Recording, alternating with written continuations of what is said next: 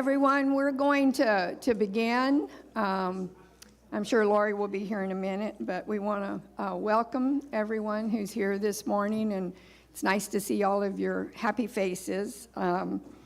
So today is April the 8th, 2026, and it is now 8:30.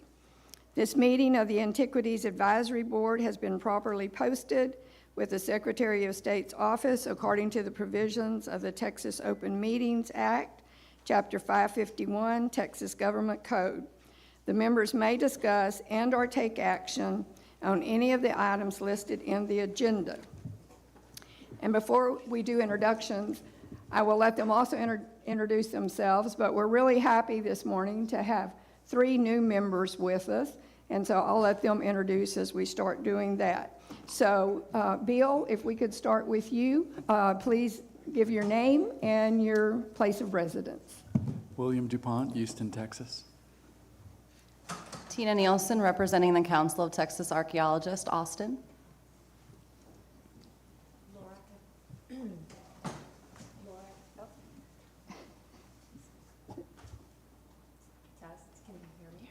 Oh, little. Okay. Laura Carrera, Houston, Texas. Bob Ward, Travis County Historical Commission, Austin, Texas. Good morning, Scott Pletka with the Texas Department of Transportation, coming to you from Dripping Springs, Texas. Doug Boyd, representing the Texas Archaeological Society, Austin, Texas. Kay Hines, Pleasanton, Texas. Lilia Garcia, Texas Historical Commission, Raymondville, Texas. Okay, thank y'all. We have a quorum. We have no absences that we need to excuse this morning. So the minutes of the previous meeting from January the 30th, 2026 have been distributed. Are there any corrections or objections to the minutes? Hearing none, I move to approve the minutes. And Brad, I believe you are up. Good morning. This is awkward. Good morning, AAB members, commissioners. Brad Jones, I'm the State Archaeologist and Archaeology Division Director. Your first action item today for the Antiquities Advisory Board is for a second permit extension for 5 years for permit number 8920 for Sarah Wigley with the Center for Archaeological Research in San Antonio.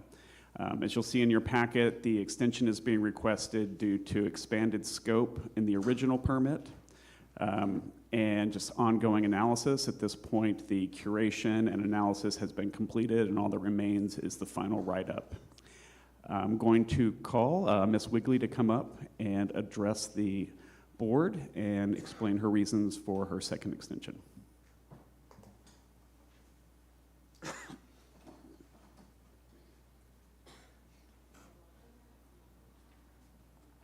Good morning. Morning, Sarah.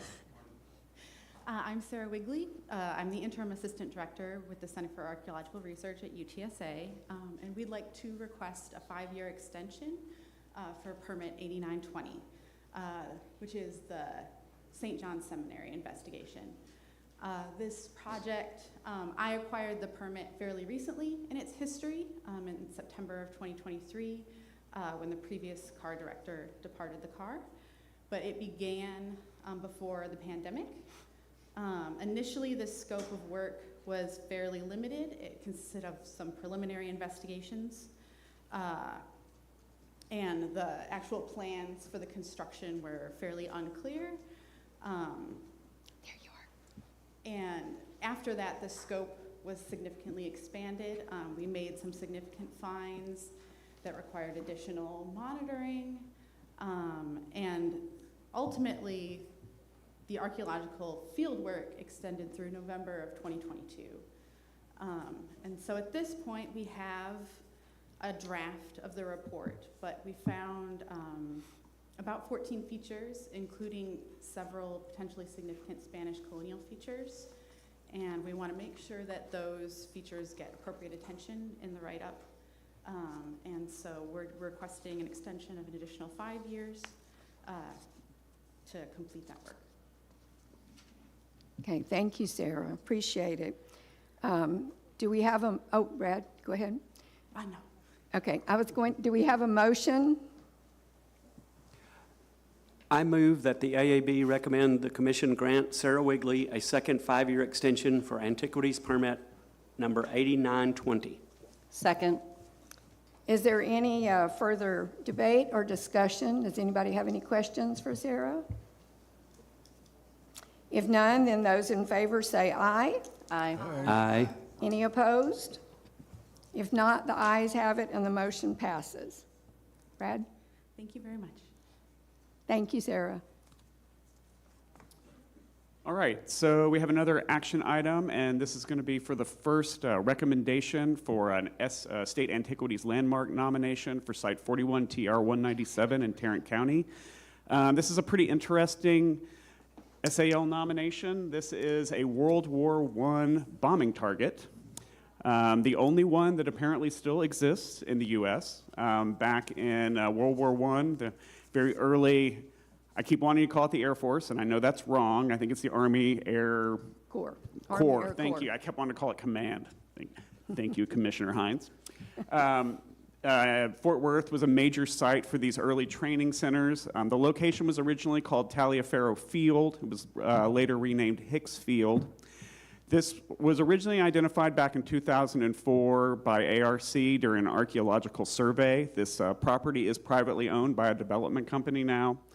It was determined to be eligible by the THC during that original identification, and as an outcome of the larger term development of the project, it was reinvestigated by an archaeological company to define the actual extent of the full area, which included a metal detector survey, which recovered some additional artifacts, all covered in your SAL application, and as well as some other background research. So this site will be protected with the SAL nomination. Staff identified it as eligible based on its uniqueness, being the only one of these that remains, its ability to provide additional information, and also, given the development around it, it will be subject to potential looting or vandalism, so the SAL nomination will provide it with additional legal protection. You can see here an image of the actual target itself, and the guy who invented it, Major Reinberg. A little nice newspaper piece here. And this is what it looked like back in 2004 when it was originally identified. You can see it didn't have much protection. And this is recently, it's quite overgrown in this picture, so a little hard to interpret, but you can see they've already put up a protective fence around it. So, I think without any further ado, unless there's any questions, I have the possible motions for the AAB. Okay, do we have a motion? I move that the board send forward and recommend to the commission the approval of the SA nomination for 41 TR 197 Tarrant County. Is there a second? Second. Okay, thank you. Is there any further debate or discussion, or does anybody have any other questions on it? This is way cool. Concur. I thought so too. As I was reading it, I was like, oh, this is wonderful. So if there's no further debate or discussion, those in favor say aye. Aye. Any opposed? Ayes have it and the motion passes. Okay. All right, Brad? thank you. And I just wanted to clarify for the new AAB board members, the way we do state antiquities landmark nominations is it first comes to you, and then on the following quarterly meeting, it goes to the full commission. So here I am again. All right, so I will give a brief archaeology division report for the Antiquities Advisory Board. We typically just go over permits issued. You'll see in your packets there is a list of the 110 permits that were issued in the past quarter. You'll note that this is a pretty significant decline of 42 permits from the previous year. I don't have any particular reason to attribute this to other than less development and requests during this period. I was kind of surprised, frankly, by the lower number because I feel like I've signed a lot of permits during that period. And here you can see how they break out. Pretty standard if you've been to these meetings. Intensive archaeological survey is by far the most common type of archaeological permit requested. These are always done before projects to identify any potential archaeological resources that may be in the project area. This time of year, we always issue a number of annual permits to various agencies, such as LCRA, Texas Parks and Wildlife, few monitoring, few testing, few underwater surveys, and one alternative mitigation. So unless there's any questions, I am going to hand it off to Elizabeth Brummett with architecture.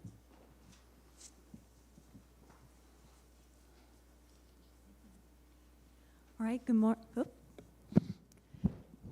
I'll just hold it. Good morning, Antiquities Advisory Board members. I'm Elizabeth Brummett. I'm the Director of the Division of Architecture. And as Brad just did, I will give an update on the Architecture Division's permitting activity.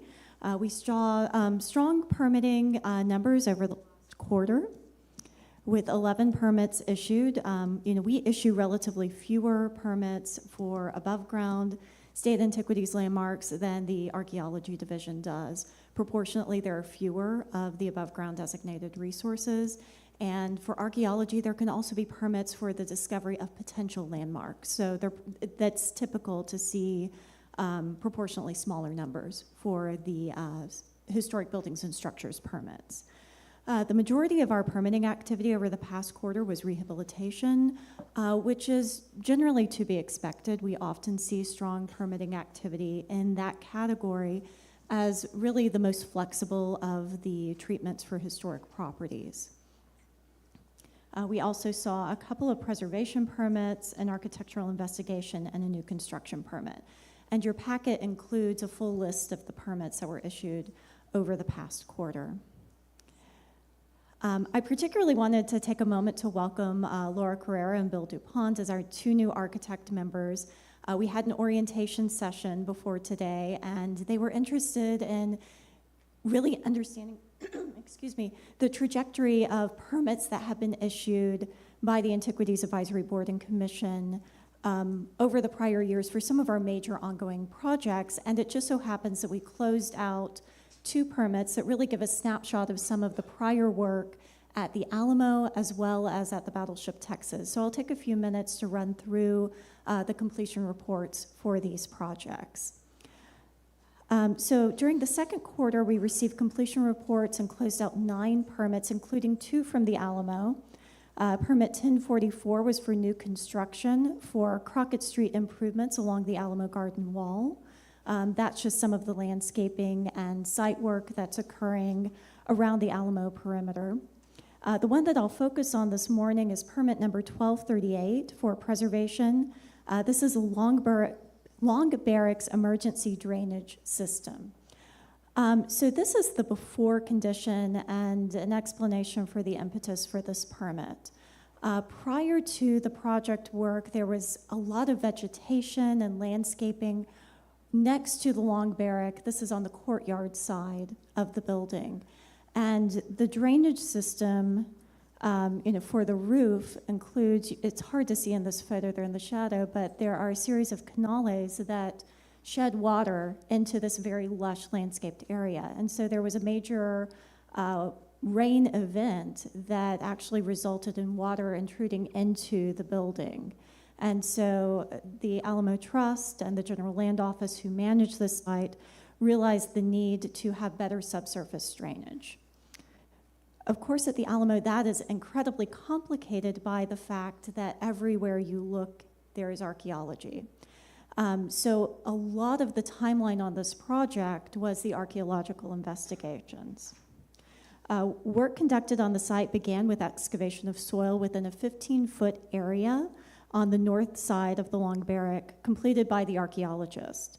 Once excavated, the design team was able to see previously undocumented 18th and 19th century below-grade features, building foundations that needed to be avoided. So there was some redesign of the drainage system as a result of the archaeological finds. The trench drain design was modified to not impact the below-grade features without sacrificing drainage performance. While these foundations were exposed, they took the opportunity to do repointing just to ensure the longevity and the stability of this below-grade feature. Then temporary precast shoring blocks were placed below grade to assure stability of the wall before the trench drain was installed. The wall was protected from damage by a thick, rigid foam between the shoring blocks and the masonry foundations. And then a temporary backfill of small stone was placed in the excavation area to protect the archaeology until the drainage contract was ready to mobilize. And this is our interim and then final condition here. After all temporary elements were removed, a soil backfill was put in place and the concrete trench drain was cast in place with protection adjacent to the building. So you can see on the left, that's the trench drain. It's right at the discharge points of those canales. And then a surface rock level was put on top. So that will drain down into the drain. You know, we're directing all of that runoff water from the roof now into a subsurface drain that ties into the storm drain system for the city of San Antonio. So this may be a preview of what we're expecting for the Alamo Church. That's yet to be determined since the archaeology is ongoing there, so that we can better understand what sort of subsurface drainage may be possible within those constraints. But definitely a good project to have done. We'll see a lot more work coming for both the Long Barrack and the church, and you're going to hear a presentation once the joint meeting with the commission convenes. There will be some updates on the Alamo, but I thought this would be a good project to understand that had occurred so far. The other permit that I'll highlight that closed out was for the Battleship Texas, permit number 1042, for the Battleship Texas transportation and transportation preparation. The work that was completed under this permit was essential in order to be able to tow the Battleship Texas from its berth at San Jacinto to a dry dock in Galveston for repairs. This tow happened in August of 2022, and work wound up the final kind of pieces of this permit with the removal of some of the temporary measures, wound up intersecting with other permits that will be closing out soon for extensive repairs that were completed in dry dock. Prior to the undertaking for the scope of work, the Battleship Texas had not moved from her moorings since 1990 when it returned from a period in dry dock. And so it was vastly overdue for these repairs. I had the good fortune of being able to go and see the tow of the Battleship Texas, which was just really remarkable to see her in motion. So in the intervening years, since that 1990 dry dock repair, the Battleship Texas had developed an ever-increasing number of leaks with an increasing leak rate, most of which were in the external blister tanks that have now since then been rebuilt in dry dock. By the time the work under this permit was started, the Battleship Texas had a leak rate of upwards of 2,000 gallons per minute and required constant pumping to keep the battleship stable and from settling into the bottom of the slip. Compounding this was the deteriorated condition of the ship's interior tank boundaries, and because of some intentional commonizing between those tanks that was performed in 1989, water was able to freely move from one tank to another through much of the ship. Between the high leak rate and the challenges of compartmentalizing the water intrusion, this was a major threat to the safety and stability of the vessel that had to be addressed in order for that tow to occur. Additionally, due to how the ship was built, it was designed for the storage of fuel. So there were areas that were not intended to contain water and other areas that were intended to contain fluids. So that meant that the ship was in a hog state with an upward curvature of the hull where the bow and stern are higher than the center, which puts a strain on the ship's structure. So work included transportation preparation in the tow itself. Flood mitigation included foam application within certain compartments, including all 44 lower blister tanks to 4 feet above the water line. The foam was removed in dry dock prior to the repair work commencing. Structural strain mitigation included 1,600 tons of freshwater ballast that was then discharged during the dry dock, but that reduced the bending of the ship by 25% and made it safe to tow. And so, as I mentioned, extensive repairs have occurred.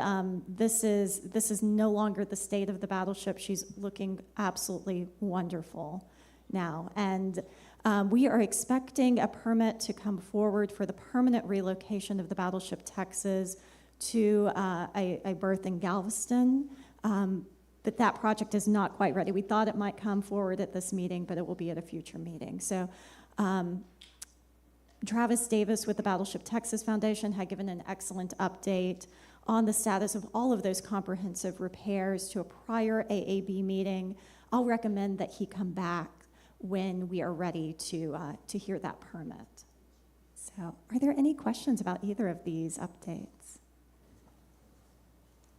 Okay. Thank you, Thank Elizabeth. you. Appreciate that very much. We are finishing a little early because we got started on time. So we will wait until we will reconvene at 9 o'clock, 9 a.m. I don't know to whom to pose this question, but is it at all possible to lower the lighting in the room so that we could see the screen? There's a glare, a little glare. Yeah, I didn't know if they, I didn't. Oh, yes. That's it. Keep going, Paige. It's a good time to do it, thank you. While we're waiting. That's good. Yes, but I can't see my notes. Not quite that much.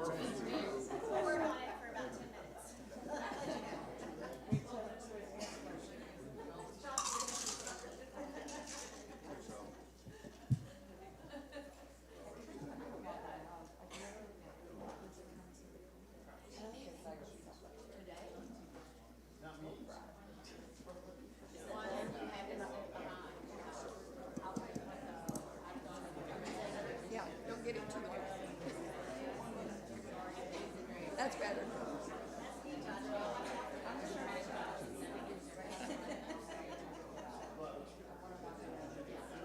We really don't have any action left to do it. They left it that we would meet directly, so they Yeah, yeah, I don't know if John's gonna be here or Eric's gonna do it. I never know. yeah, yeah. It's, Sometimes you're-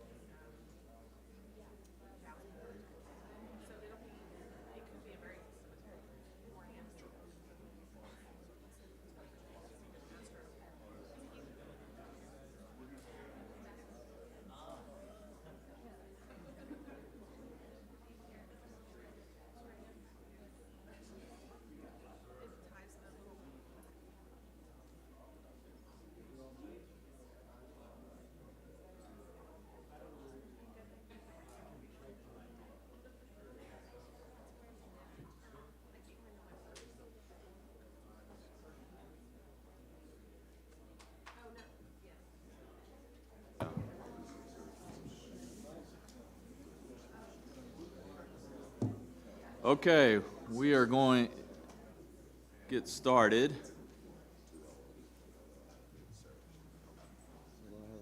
We're missing Kathy and Dick. Okay. And they'll probably be here. So good morning, everyone. We're going to do a little bit of housekeeping real quick. To avoid any disruptions, please silence your cell phones at this time. Also, public comments will be taken today, April 8th, 2026, in person only. If anyone would like to address the commission, please make sure you filled out a form found on the table at the entrance to the room. And keep in mind, no one will be allowed to yield their time to another person. So I'm going to call the meeting to order. Today is April 8th. It is now 9:01. This meeting of the Texas Historical Commission has been properly posted with the Secretary of State's office according to the provisions of the Texas Open Meetings Act, Chapter 551 of the Texas Government Code. This commission may discuss and/or take action on any of the items listed on the agenda. Please note the THC may go into executive session, close its meeting to the public on any agenda item if appropriate, and authorized by the Texas Government Code, Chapter 551. We'll now stand for the Pledge of Allegiance. The words to the U.S. and Texas pledges will be on the screen for your convenience. Jamie, do you mind starting us? Sure. I pledge allegiance To the flag of the United States of America, and to the republic for which it stands, one nation, under God, indivisible, with liberty and justice for all. Honor the Texas flag. I pledge allegiance to thee, Texas, one state under God, one and indivisible.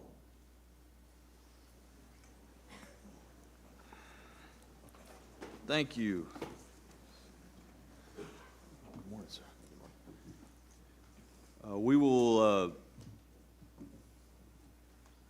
We have a quorum present, and I declare this meeting open.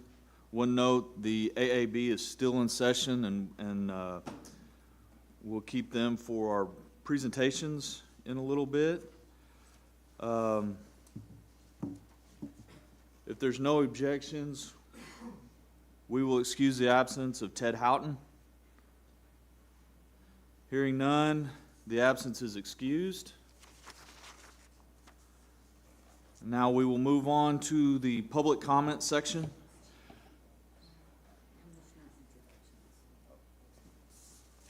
Did I skip? Oh, I'm sorry, I skipped it. Moved too far. All right. We do need to do the commissioner introduction so we can establish a quorum, since I did it anyway. So, for the record, commissioners, please state your name and city of residence, starting with Kay, please. Kay Hines, Pleasanton. Laurie Limbacher, Austin. Lilia Garcia, Raymondville. Fritz Duda, Dallas. John Crane, Dallas. Jamie Steen, Houston. Dick Tibbs, San Antonio. Garrett Donnelly, Midland. Catherine McKnight, Dallas. Pete Peterson, Alpine. Mike Hagee, Fredericksburg. David Gravel, Highland Park. Okay, so now we really have a quorum, and I can move on. So, members of the public may address the commission concerning any matter within the authority of this commission. At this time, we will take public comment. Please be aware everyone will be limited to 3 minutes per person, and no one will be allowed to yield their time to another person.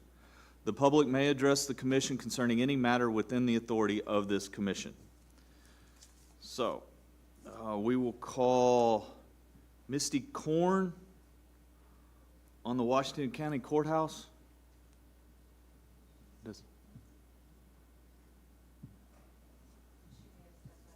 Maybe Mr. Okay. So we'll move on to the next. I'll call Reverend Vanessa Sims on the Oak Grove colored, Graham colored cemetery. John Stone Cemetery? Johnston. Johnston Cemetery, I'm sorry. That's okay. So ma'am, we'll give you 3 minutes. Please begin when you are ready. Good morning. Good morning. See, I'm a preacher, so I'm used to people having a little bit more enthusiasm. But anyway, good morning. My name is Vanessa Sims. I'm a descendant and advocate for the preservation of the protection of the Oak Grove Colored, Graham Colored Johnston Cemetery. Today I stand and represent descendants of Marie Ann East, Wanda Jean East, Herbert Willie Jackson, and Shirley Glenn Setberry. I stand here today because I have been blessed to have the support of my family, descendants, residents of the city of Graham, Young County, North Central Texas College, Graham and Corinth campus, Friends of Oak Grove Colored Cemetery, my SMU Perkins School of Theology family, and the SMU First Amendment Clinic, Detman School of Law. I'm blessed to have their support today.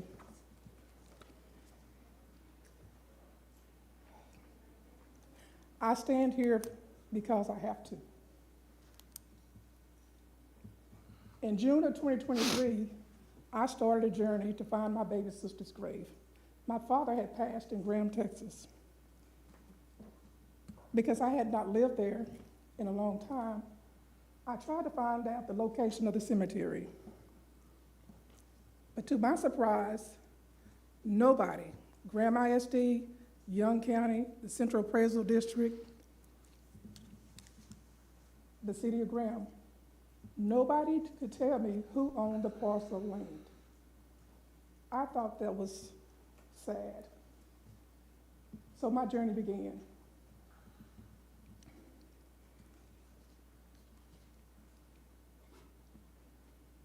I reached out to Young County, and I found out that on May 7, 1921, Mary Agnes Graham donated a parcel of land consisting of 50 by 200 feet for the purpose of burying colored people. The first recorded burials occurred in 1929. 36 known individuals have since been interred there. When it was first established, the cemetery was referred to as the colored section of Oak Grove Cemetery. Oak Grove Cemetery was a separate cemetery in the city of Graham for white individuals. The two cemeteries sit across the street from each other, divided by now US Highway 380 bypass. For 50 years, the cemetery was known and referred to in death certificates as Oak Grove Cemetery Colored Section. Later, on July 3rd, 1971, the caretaker died. Reverend Sims, you're at 2:45. We need to wrap Okay. I'm sorry. Oh, that's okay. So if you could Okay. wrap it up. Okay, but anyway, to make a long story short, when I arrived there, the cemetery was in disarray. Part of the cemetery had been sold to private individuals. Heavy equipment was on graves. Nobody knew who owned the cemetery. So my journey began. So I'll move forward to the ending quickly. But through it all, after 3 years, my search began. We found the owner of the cemetery. Private owners gave up the property. The cemetery has been repaired.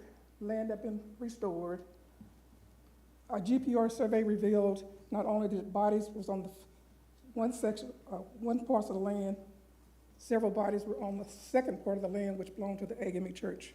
Reverend Sims, I need you to cut it off. I'm sorry. Okay. Can you finish? Yes. So anyway, through it all, the members and descendants that have worked with me, the former Young County Commissioners, Historical Commission members, we all worked together to get the cemetery designated as historic cemetery and an historical marker. For the past 9 months, we have tried to get the historical marker installed at the cemetery, but we have not been able to. So I'm forced to come here to defend my work, and you all have the paperwork in front of you, but all the stuff that we've done. So we had no choice but to come here and say, hey, we did all we could. We followed all the policies and procedures. Now we just want the historical marker installed at the cemetery. So I'm here to say Thank you for your support. Thank you for the people that work with me to get the historical marker inscribed and approved and designated. So I'm still fighting for what's right and just. So you have a detailed report, so you can read it at your convenience, but thank you for the opportunity to Thank speak you, to Reverend Sims. Excuse me, did you prepare the memorandum that we have here? I helped. Yes, very well done. We just received it, so it's very comprehensive. Thank you. Thank you. Well, I've been around attorneys for a long time and in supervisory role, but thank you very much. And so feel free, you have my contact information if you want to know more pictures, more documents, more of my supporters. We're happy to provide that to you. Thank you, Reverend. Commissioner Donnelly, may I ask a question of Sure. Ms. Sims? I'm hopeful that you are working with the staff of our agency, who's very helpful in these matters, and Charles Sadnick is probably the most appropriate person. Charles just raised his hand back there. If you've not yet met him and you're not yet working with him, please do take this opportunity to. Well, I do want to say that the people that I've worked with THC, they have been awesome. And I want you all to know that, because I didn't know anything about this stuff. I didn't like going to cemeteries, but I'm all in now. And that's partly because of your staff. They continue to educate me. They were kind. They didn't treat me like I didn't know anything, but they were awesome. So I like to give flowers when it's due. They were awesome. And so they probably Reverend Sims. harassed them, but hey. Reverend Sims, are there headstones or any memorials of any kind on this property? Yes, it is. Out of granite or some sort of permanent material? Yes. There is? Okay. And are there, The veterans buried there, so. I beg pardon? The veterans, and so I fight for the veterans too. They were forgotten. Okay. Not anymore. All right.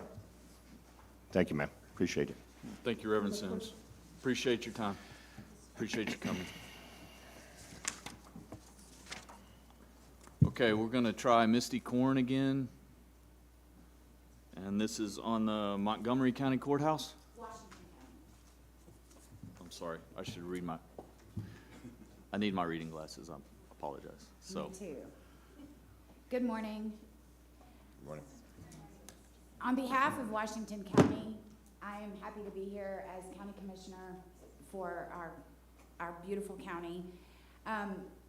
We want to express our sincere gratitude and appreciation to the Architecture Committee and to each one of you for your time and consideration and continued commitment to preserving the Texas courthouses.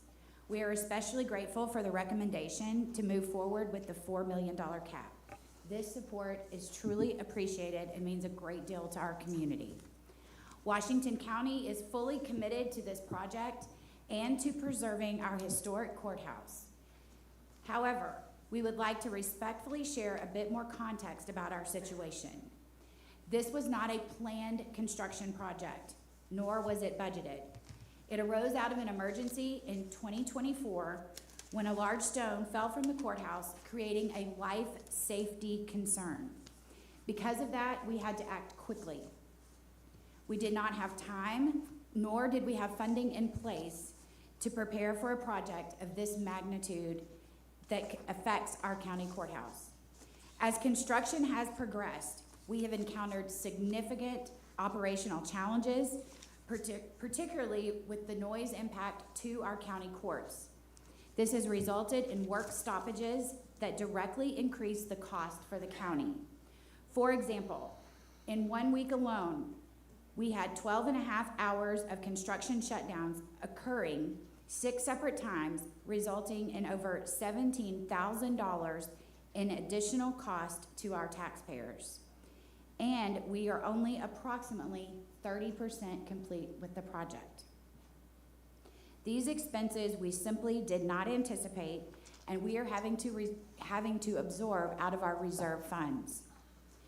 While we are financially able to continue our work, doing so requires us to draw on our county reserve funds not intended for these purposes.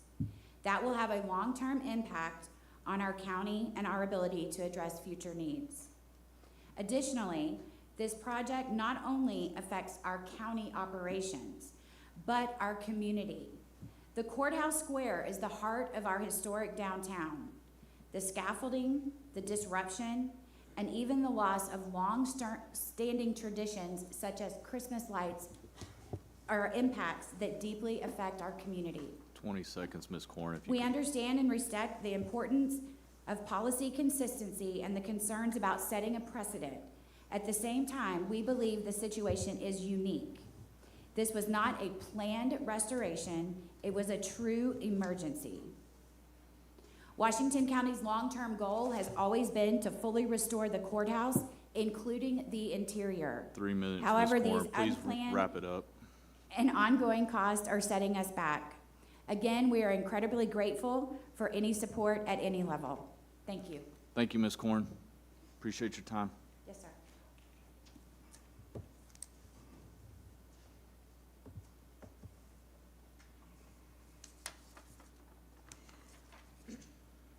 All right, we will call Madison Gomez in, to support Reverend Sims and the Young County Cemetery.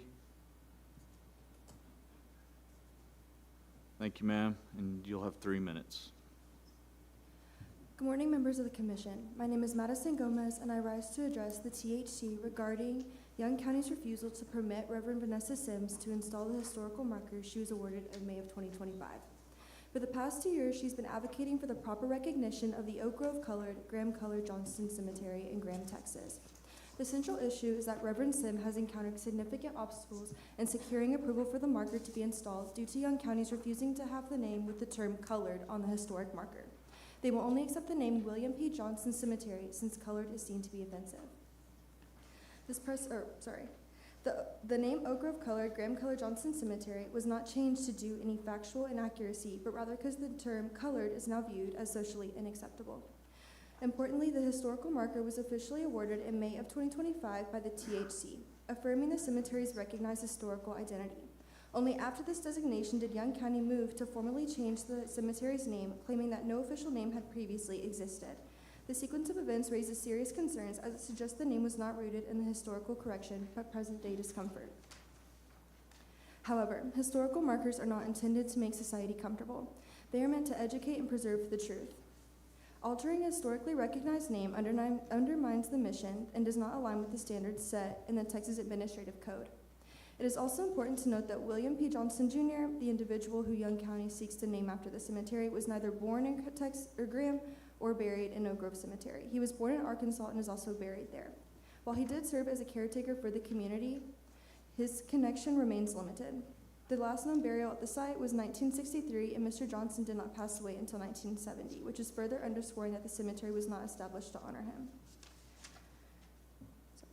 We maintain historical accuracy and we provide meaningful education to junior generations by keeping the Oak Grove Colored, Graham Colored Johnston Cemetery name. Denying the installation of this marker sends a negative message that it is acceptable to overlook difficult parts of our history rather than learn from them. Additionally, we must consider what decision communicates to those who lived through segregation and discrimination, those who fought, marched, and advocated for a more just and inclusive society. Does it suggest that their efforts are less important than present-day uncomfortability? Failing to recognize the cemetery by its original name highly diminishes the significance of that history. Reverend Sims cannot undo the changes that have already occurred, but she has chosen not to be discouraged. Instead, she continues to advocate for the preservation of the site, not only as a historical marker, but as a cultural one. The Oak Grove Colored, Graham Colored Johnston Cemetery deserves to be recognized 20 truthfully seconds, and Ms. Gomez. respectfully, in accordance with both historical fact and the mission of this commission. Thank you. Thank you, Ms. Gomez.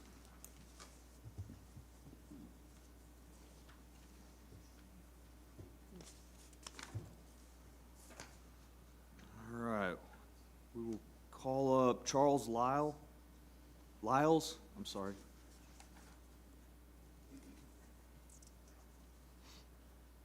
And Mr. Lyles will be speaking on the placement of the Oak Grove colored cemetery marker in Johnston. Good morning to the chairman and to the members of this commission. My name is Charles Lyles, and I am a descendant of Marie Ann East, who is also interred at the Oak Grove Colored Cemetery in Graham, Texas. First, thank you for allowing us these brief moments to request your assistance to install the historical marker at the Oak Grove Realm colored W.P. Johnson Cemetery. We do recognize that the term colored may be offensive to some or even racist to others in these modern times. But we feel the designation of the cemetery as the colored section is an honest and true representation of that era and should not be discarded because of the opinions of some that may be influenced by ideas of political correctness or other biases. Our simple desire is that the historic statue of this cemetery be preserved by placing an historic marker at the cemetery. The historical marker will serve as a perpetual reminder and a witness to those who may view it or visit the cemetery to pay homage to loved ones, to the loved ones interred there at the cemetery. The historical marker will serve and help in preventing the gradual erasure of an extremely important component of the African American history in the great state of Texas. So with that, I wanted to say thank you for your time and your assistance and your consideration of this matter. Thank you, Mr. Lyles, for your comments.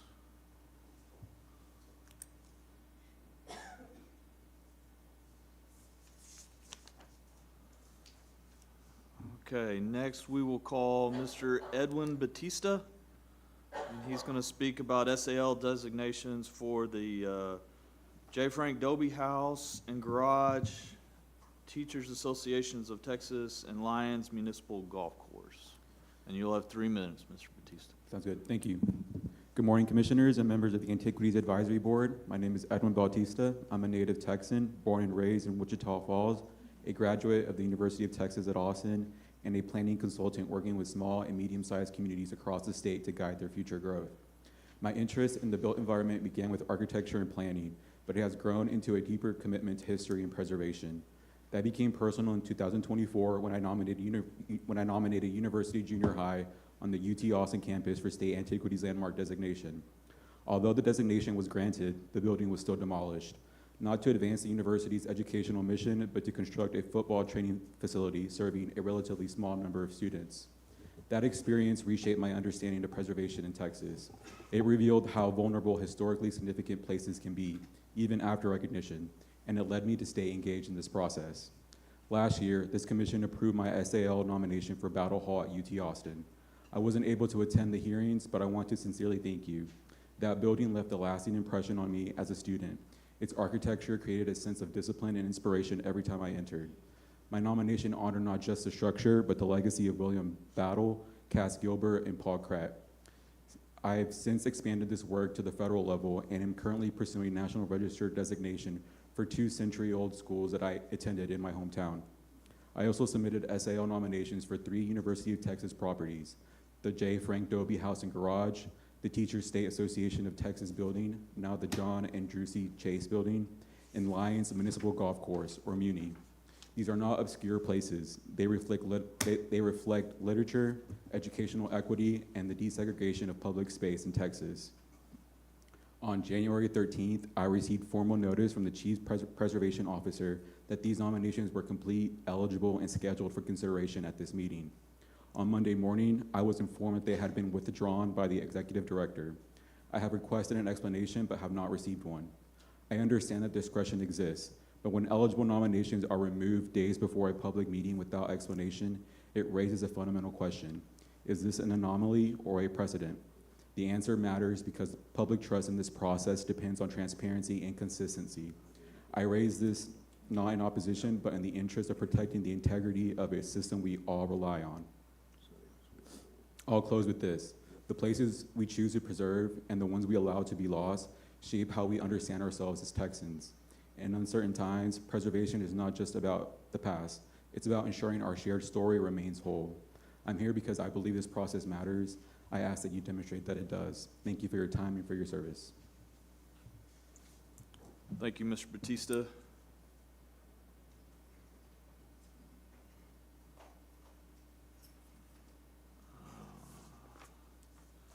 Next, we will call Hasib Abdullah to speak to us about the Texas Holocaust Genocide and Anti-Semitism Advisory Commission. And you'll have 3 minutes, Mr. Abdullah. Thank you, Chair. My name is Hasib Abdullah. I was born and raised in Texas. Congratulations, Commissioners and Chair, on the 10th anniversary of the Real Places Conference.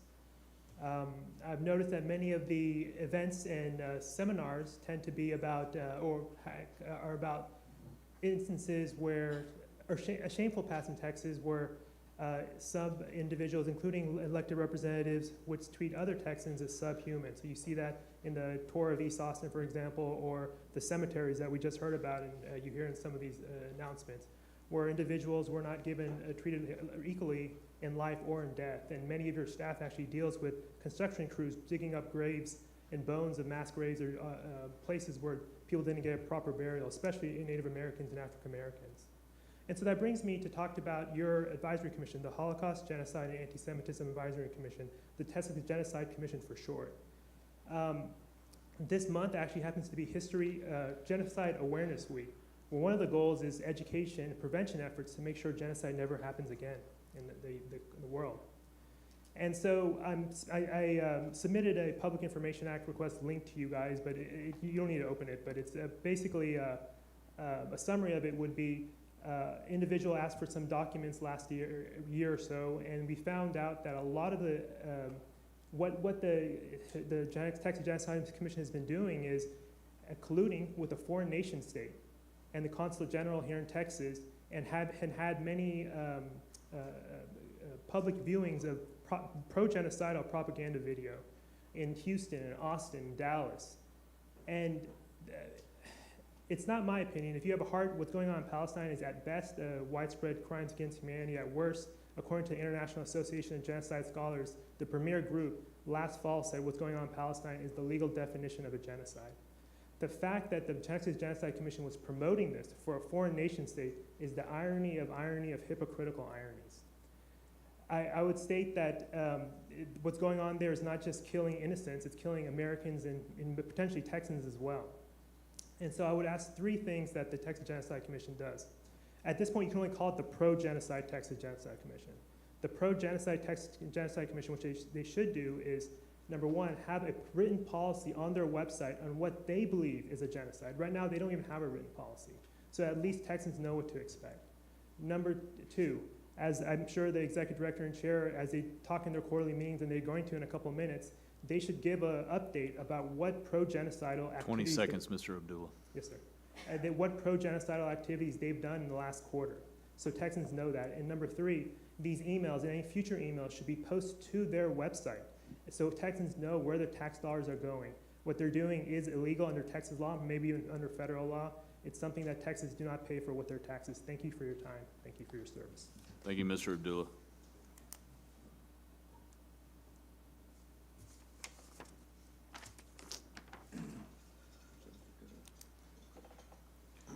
Next, we'll call up Mr. Samuel Collins.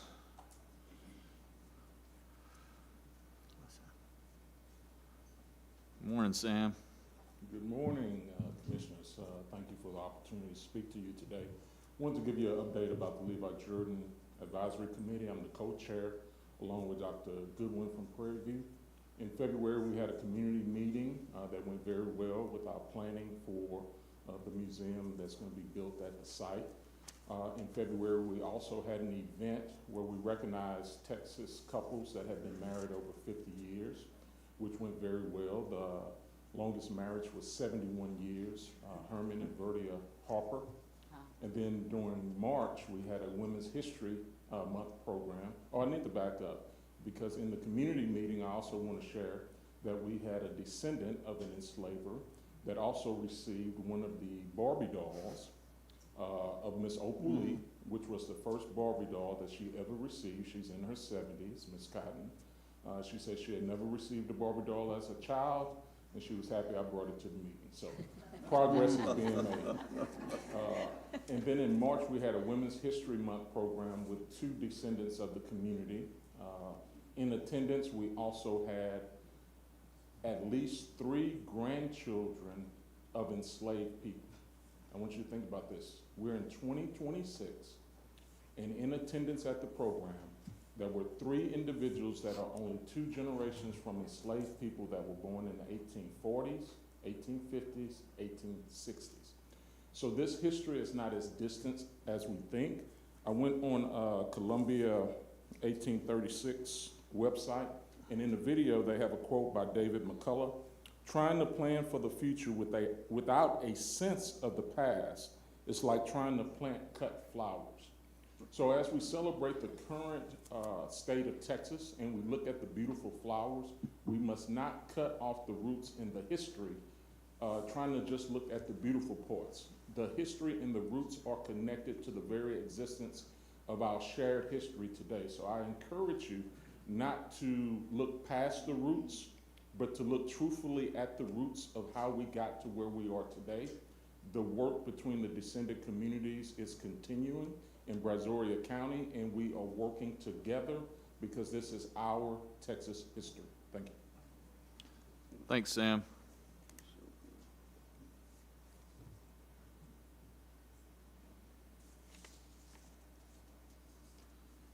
And next, we will call Miss Tammy Verdon, a report from the Texas Forts Trail.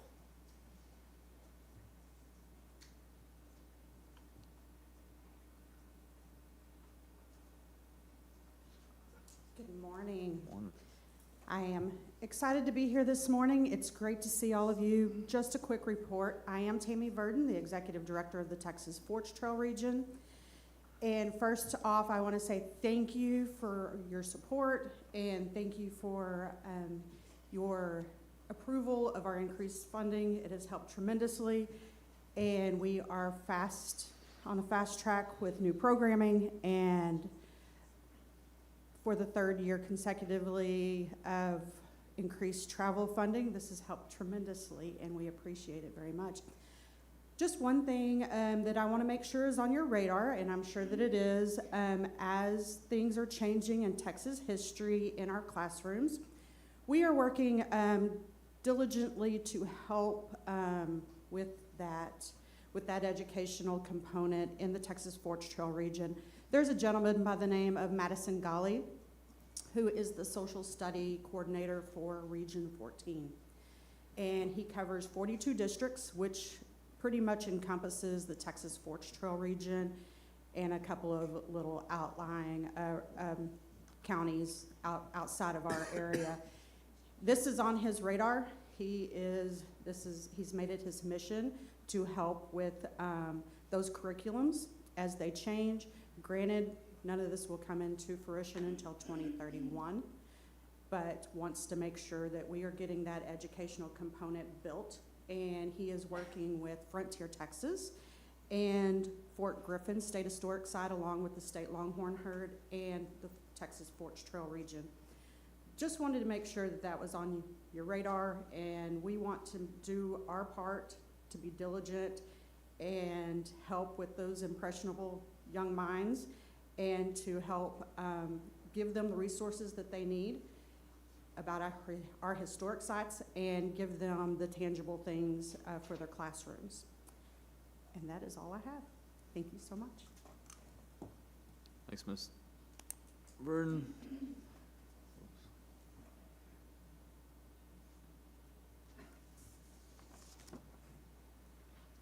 Okay, now we will call Pamela Anderson for an update from the Brazos Trail.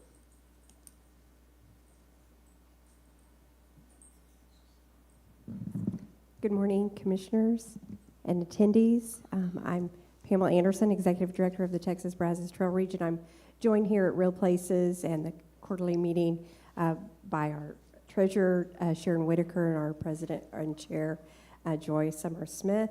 Across the Brazos Trail region, one thing remains clear: heritage tourism thrives when it is built through relationships, authentic storytelling, and proven effective effectiveness of our boots to the ground, Brazos Trail boots to the ground engagement. This hands-on, in-community approach allows us to actively connect, promote, and elevate our partners. This quarter, we've conducted over 120 direct contacts with agencies, elected officials, partners, and community leaders, strengthening local capacity and elevating that region's heritage assets. A major part of that has been reaching travelers directly. We connected with over 10,000 travelers this quarter at events at the Winter Texan Expo, the Fort Worth Home and Garden Show, the Dallas Travel and Adventure Show, and state and national historic site events such as Fanthorpe Inn and the Bush Presidential Library in College Station, their spring celebrations, and many more. And we are preparing for upcoming Traveler Counselors Conference and the Travel Expo out in El Paso, and our team is deeply passionate and motivated as we continue to showcase the Brazos Trail region and Texas as a truly distinctive heritage and cultural destination. We're building lasting partnerships. Our network has grown to 33 active partners across the region: cities, counties, historic commissions, museums, state and national sites, foundations, metropolitan planning, and economic development corporations. This growth reflects relationships and power of collaboration across our region. This is intentional. Heritage tourism touches every sector of our community's economy, and our travel routes are economic pipelines. Our partners align in shared promotion, shared resources, and shared commitment to making this region a destination of choice, and we're still growing. The stories of our region are coming in to life in the pages in Authentic Texas. Shared a copy with you today, and I'll mention a couple. The Legacy of the Stagecoach Inns showcases the Fanthorpe Inn State Historic Site, the Harris Inn in Round Rock, and the very well-known Salado Stagecoach Inn. Also, The Stones Are Speaking, a documentary chronicling the Galt site. And through our Heritage Youth Volunteer Program, young storytellers like Hayden Rhodes are documenting living history. His piece, The Taste of Tradition, celebrates agriculture heritage through lived experience. 15 Read it seconds. Thank you. In his passion as he's carried on as the production director since he was 10 years old for the Heritage Hog. In our upcoming Real Places session, we'll share how partnerships like these are the legacy that we are actively building within the Brazos Trail region. Thank you for your continued support of the Texas Heritage Trails program. Thank you, Ms. Anderson. Thank you.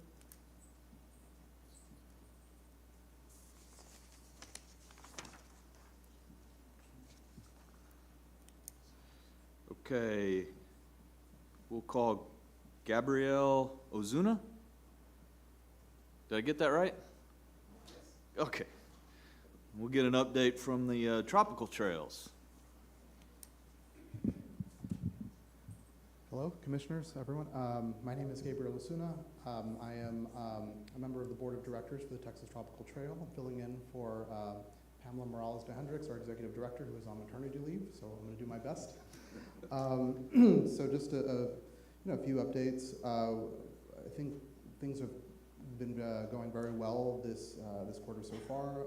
This is, I think, our second quarter with our new partnership program, trying to promote benefits, and we've made great connections with museums that have sponsored like free passes for members in Corpus, Laredo, and the Rio Grande Valley, so we're very excited about that. We're also very proud to be sponsors of Real Places this year. And in addition to that, we have two scholarship recipients that we were able to sponsor to attend Real Places, who are both preservation professionals, Rene Ballesteros from Hidalgo County and Andrea Ordóñez from Webb County.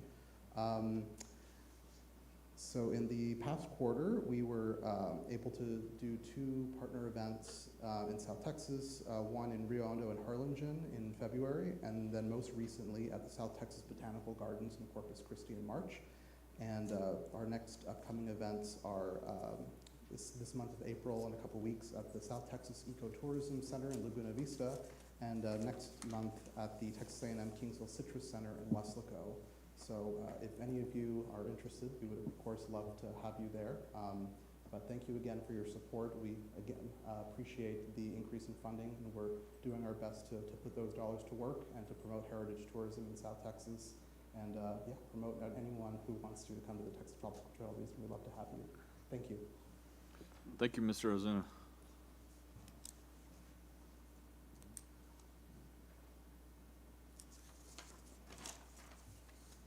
Okay, now we will call Valerie Bates on the Port Isabel Lighthouse.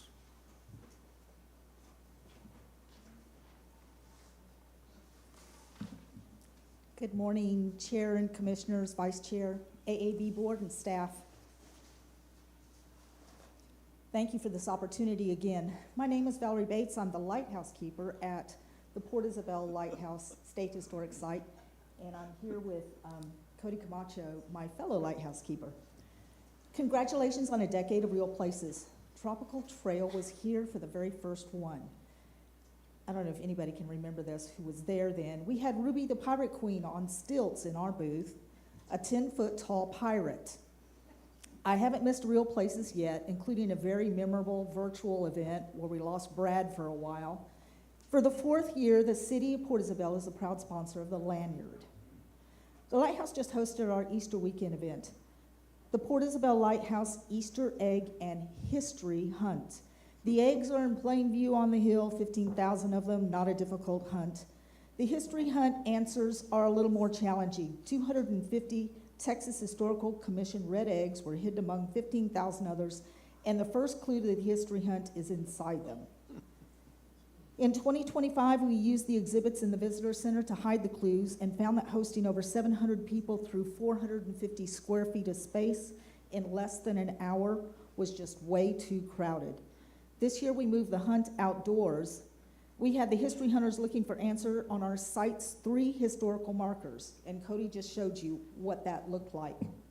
We were delighted that there was so much enthusiasm to explore our history.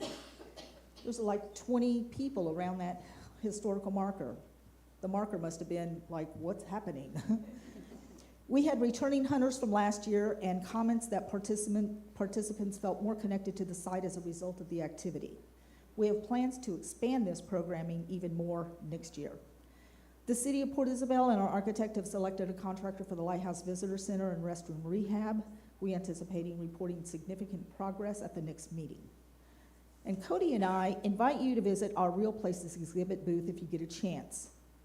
You'll find it by looking for our 12-foot tall inflatable lighthouse.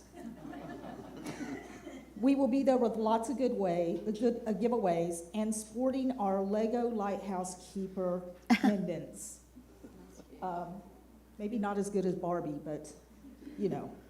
As always, thanks for the opportunity and your support of our state historic sites. Thank you very much. Valerie, if I can say something real quick. I was down, obviously, on Padre Island during Holy Week, Semana Santa, which is really big with Monterey Nationals. Yes. And I was very excited to hear on the beach and talking to different families that a lot of the Mexican nationals were excited to see 2 things while they were here. One was SpaceX, but the other was they were all like, let's go to the lighthouse. And I kept hearing it. I heard it on the elevators. I heard it with little kids, and they were climbing it. So we're getting the word out there about that wonderful little gift we have down in Port Isabel. Not a single person was paid to do that. So I'm so glad for that feedback. Thank you very much. Thanks, Ms. Bates. Give us a sec.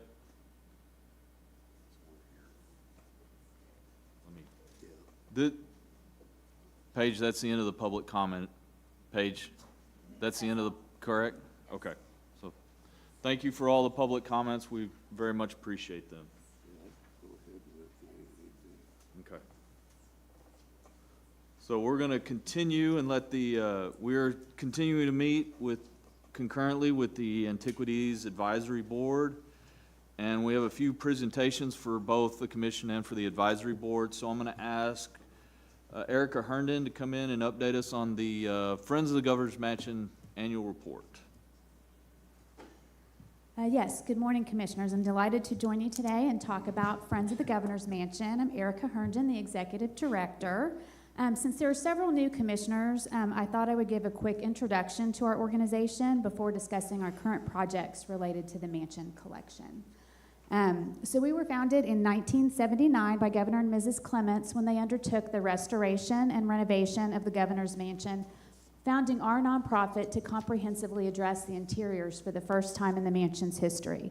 So we were tasked with procuring museum-quality antiques, artwork, custom rugs, and period draperies. And really the goal was to establish a high-quality standard for the Governor's Mansion, which continues today. We also work on landscaping at the Governor's Mansion. We have a landscaping fund and provide seasonal plantings and work with the State Preservation Board on caring for the grounds. We also provide education.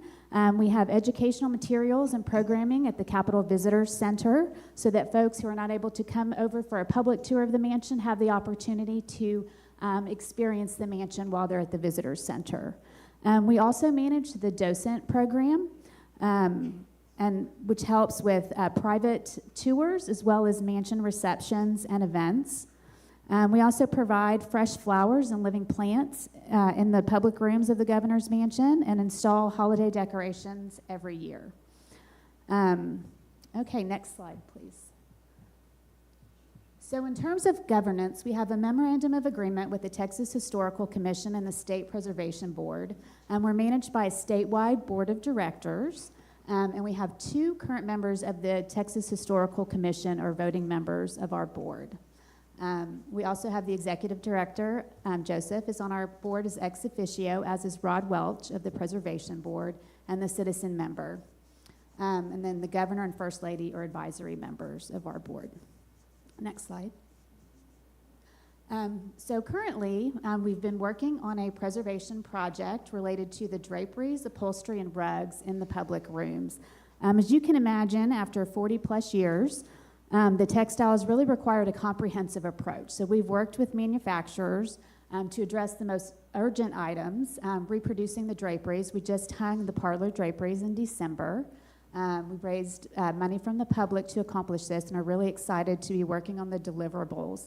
We've really painstakingly worked to make sure to match the textiles, the quality as well as color and fabric components to make sure that we're doing adhering to the Clements Collection Plan in reproducing these items.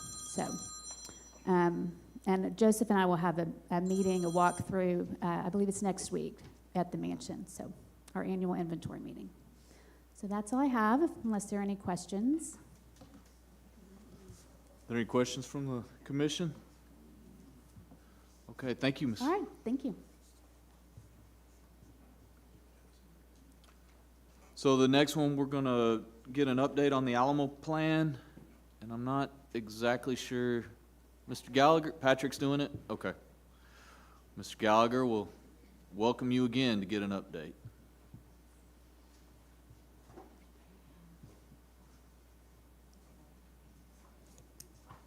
Good morning, Commissioners. Good morning, Chairman Now.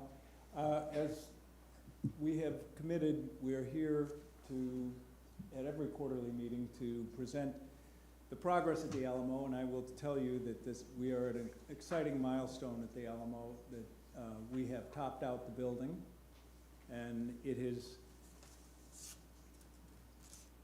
here you can see the event that was taking place for the topping out ceremony. It was a real milestone for us to make this.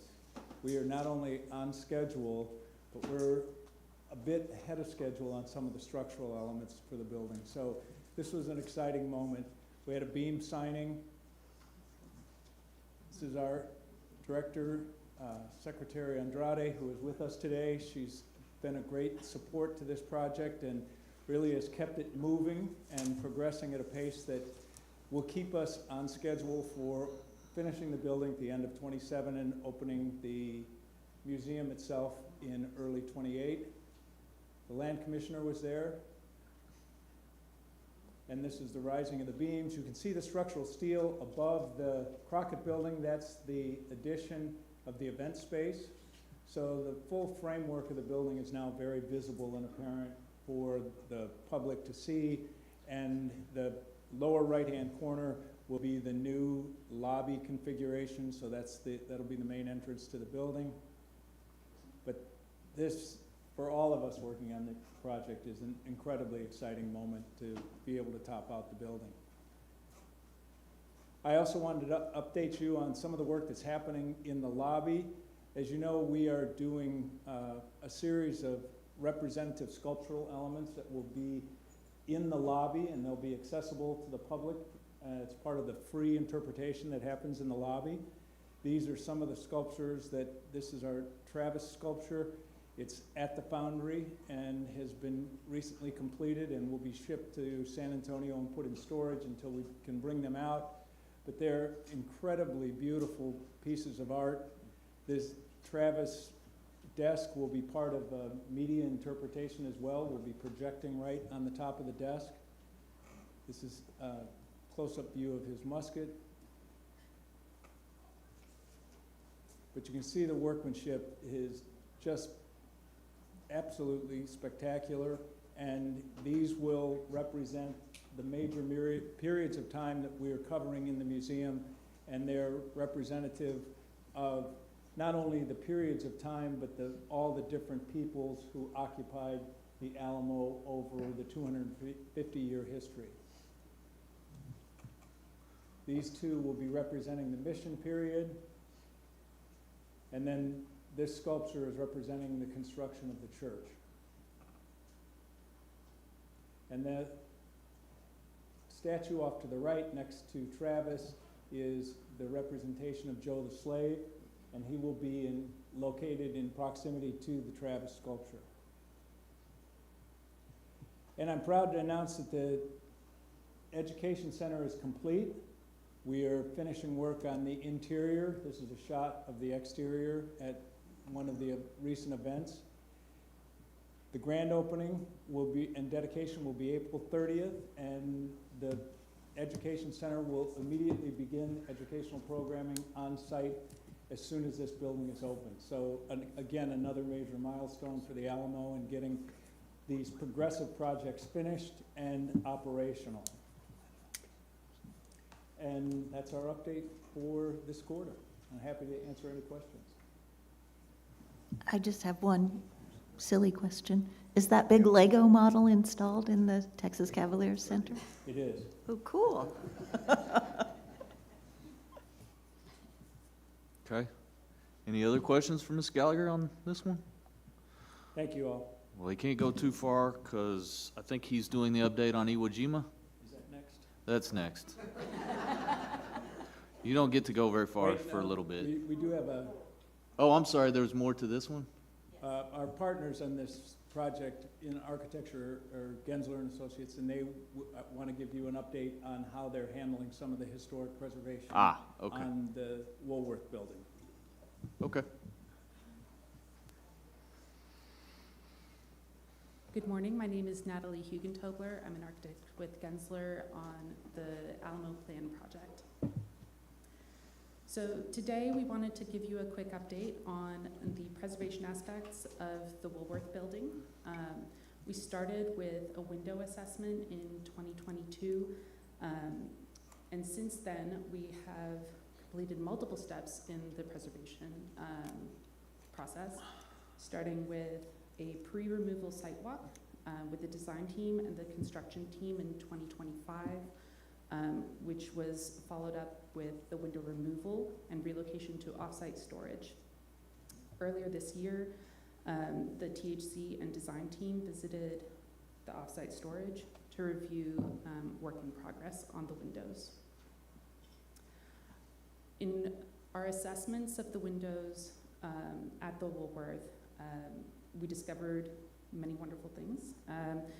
The first generation finishes are from the 1920s, but our period of significance is from the 1960s.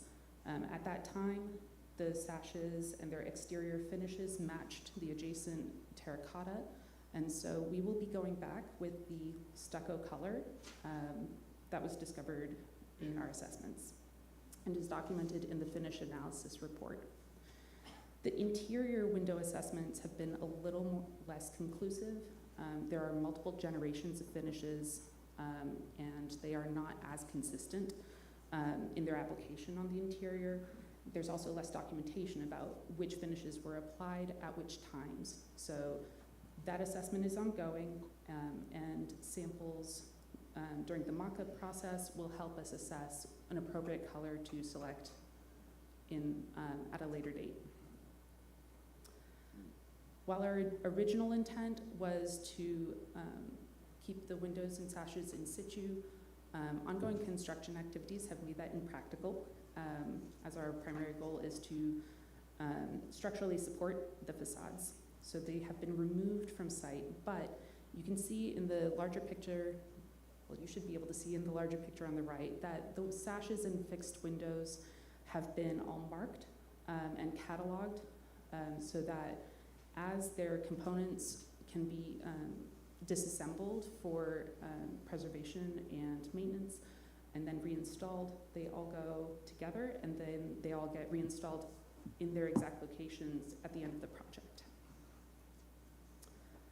And here you see a more detailed view of those cataloging methodologies.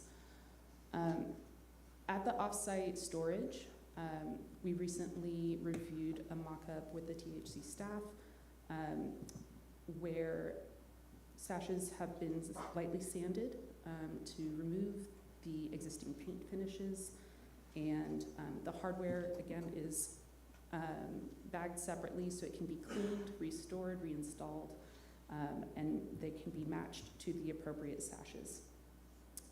As much as possible, we are cleaning and retaining the existing glazing where that's not possible due to previous damage.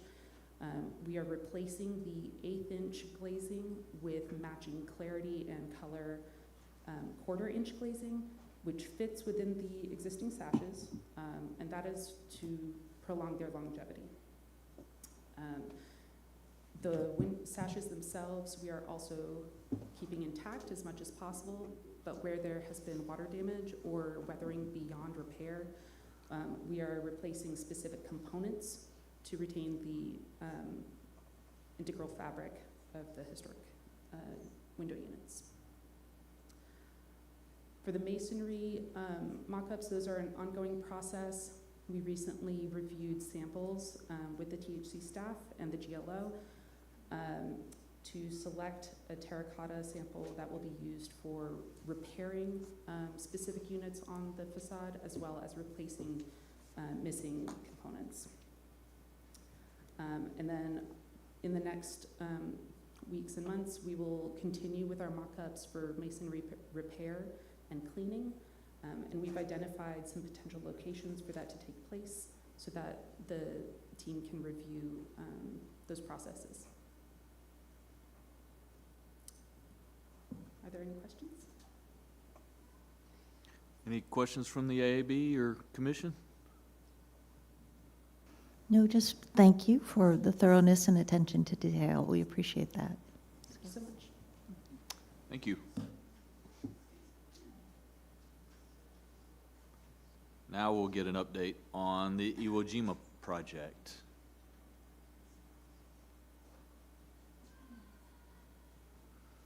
Good morning again. I'd like to be the first to bring you the work that's been undergoing at the Iwo Jima Memorial Monument down in Harlingen. This is the first phase of concept design.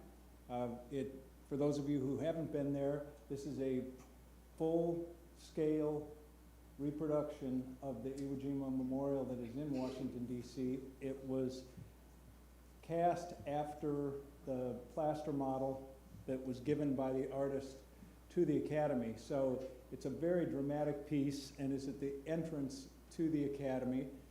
And we're using the themes that are built around this memorial as part of a new visitor center experience that will happen immediately adjacent.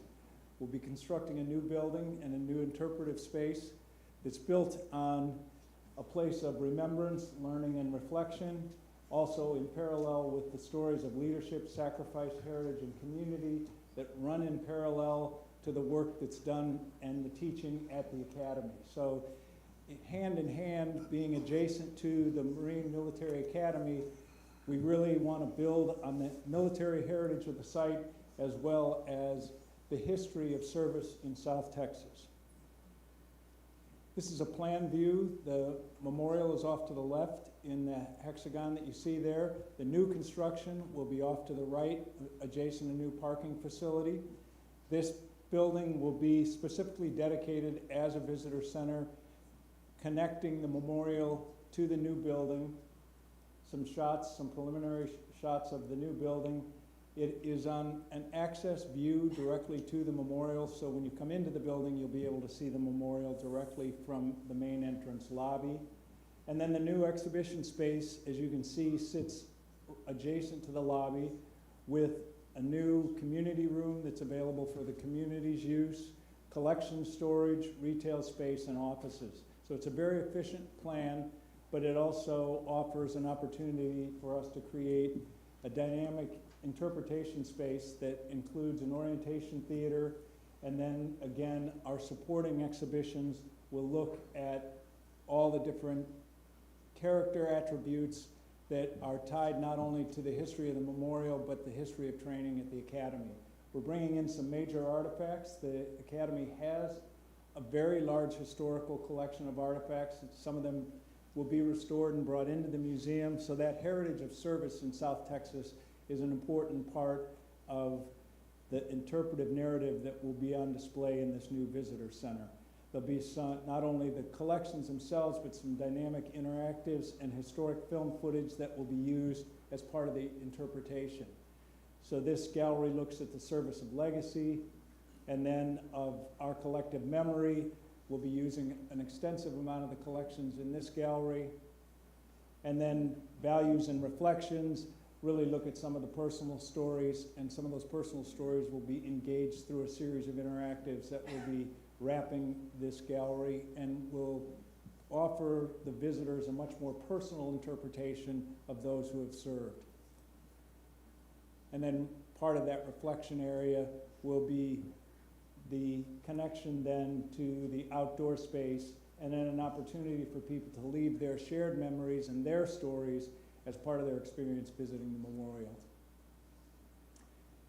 So that's our current progress to date. We are in schematic design with an anticipation that we'll bring the building and the project forward for formal approval either at the July meeting or at the fall meeting.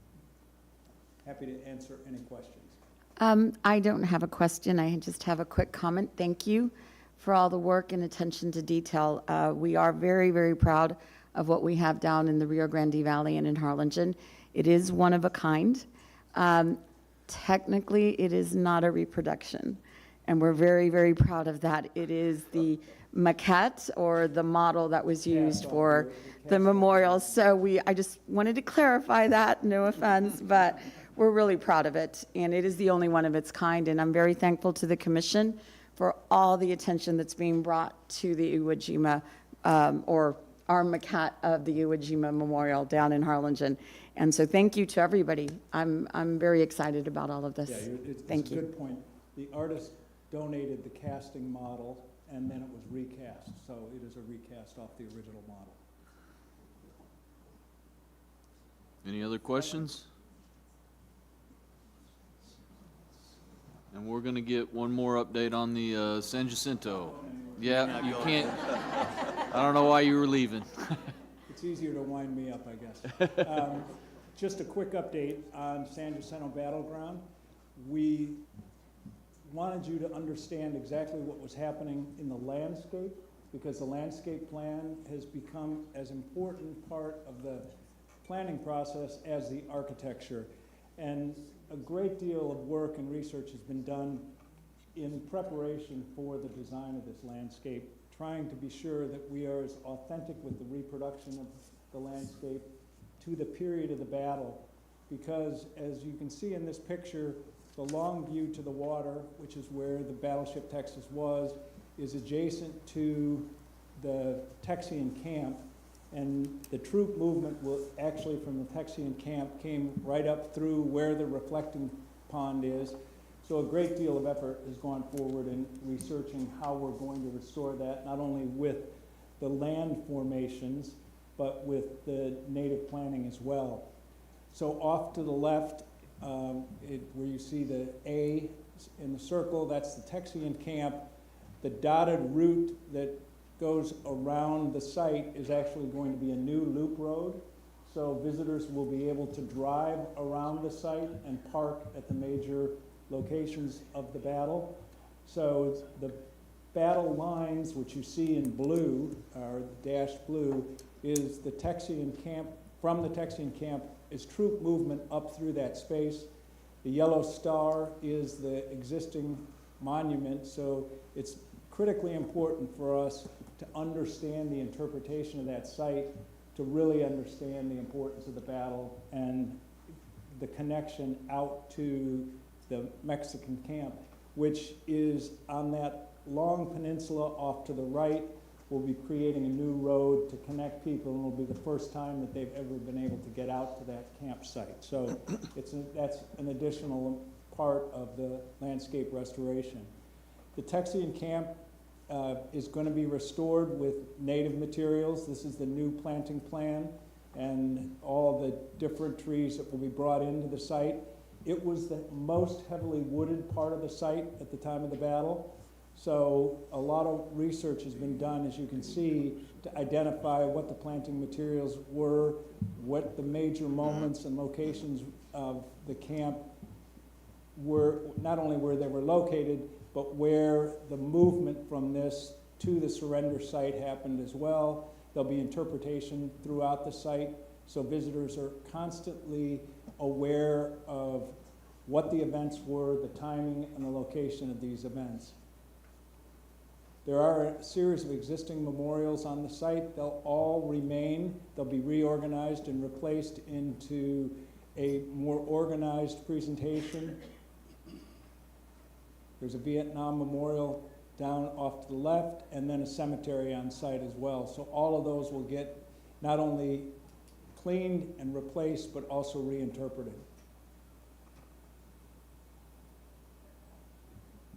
So here's an important view, and that's the long view to the memorial itself.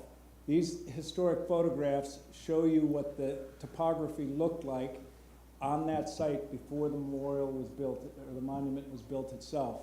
So it indicates to us where the berm or the swale was, and that's about in the location of where the reflecting pool is now. So removing that pool will allow us to bring in an enormous amount of soil first, and then recarve the landscape to match what we found in our historic research. Here's a topographic view of that site right in the middle of the plan. You see the pool itself, and as it sits currently, and that's how much work will have to be done to raise the land mass back to bring the berm back on site. That is such an important part of the battle. I would also add that the view from the Texian camp, the berm is low enough that you will see the monument itself. There were a lot of people that had the belief that the berm was so tall that you wouldn't be able to see the Texian camp from the monument, and you will be able to see it. So these are looking at all the view sheds and the work that are going to be done to engage the pathway, so our young visitors will now be able to follow the exact path that the Texians took as they mounted their way to the battle. So a lot of work being done on that site in parallel with the building, and we are looking to bring the new Museum and Visitor Center forward in July for approval to begin foundations and footings in the fall. Thank you. I want to make certain that at least the commission is totally aware of two major decisions there. One, the reflecting pond will be coming out. Reason? When I was there was an alligator. I've actually got a picture of Gator. The problem was that there was also a family having a picnic within very close proximity, and when the dog got in the pond, I thought we were going to lose the dog.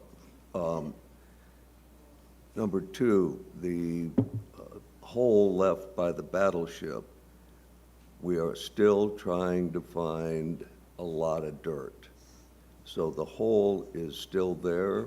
We know it has to be filled along with what Patrick talked about, a lot of earth movement. We're trying to find a lot of dirt to fill the hole and begin to construct the berm. So those are two big pieces that have got to start. The reflecting pond comes out first, correct? Like all projects close to the water, we have a lot of people that have opinions and need to sign off on it, so. Yep. Okay, thank you. Thank you.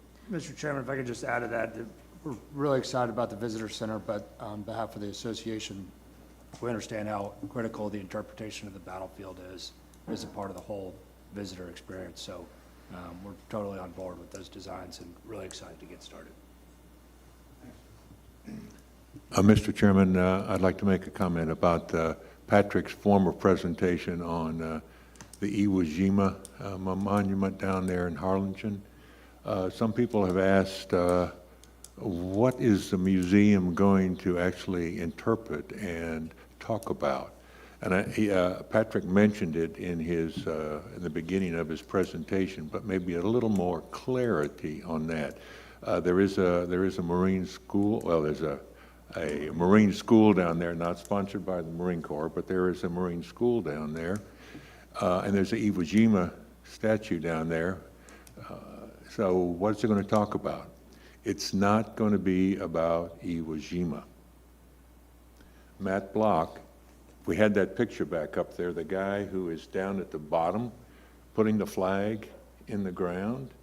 In normal pictures, all you see is his rear end up in the air. That's Matt Block. Initially, they did not know who the flag raisers were. His mother, who lived down there, said, I knew who it was. I diapered him enough to know that was his rear end. And in fact, it was his rear end. So he is from that area. Fast forward to 2021, there was a Lance Corporal David Espinoza who was killed at Abbey Gate in Afghanistan in 2021. When you look at the statue, the way that Rosenthal took the picture, what do you see? You see the backs of individuals wearing uniforms. All you know that they're putting up a U.S. flag, you know they're U.S. servicemen. You don't know what service they're in. You don't know who they are. And I can tell you, talking with a lot of Iwo Jima veterans, that's what they like. They represent service by young Americans to this country throughout the years. So what this museum is going to talk about, and that's Espinoza and Blum there, the individuals who have served this nation from South Texas. And they've got some artifacts there. They also have some artifacts from Iwo Jima, but it's going to be telling the stories of individuals from South Texas who have served this nation. Is that right, Patrick? Yes, sir. Yep. Good answer. Thank you, General Hagee. Okay, on behalf of the AAB Board, is there any further business? There being none, it is now 10:14, and this meeting of the AAB is adjourned.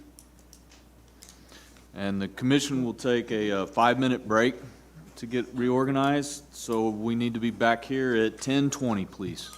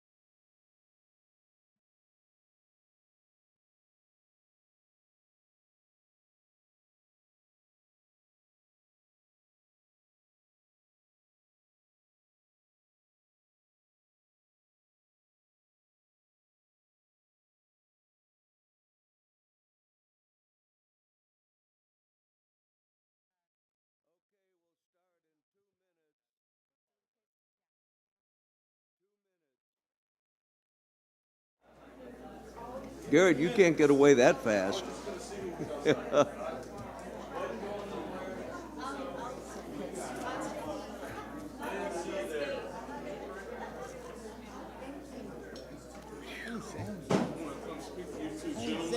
Sorry, I didn't properly say hello from the podium, so I want to. Oh, that's all right. You're good.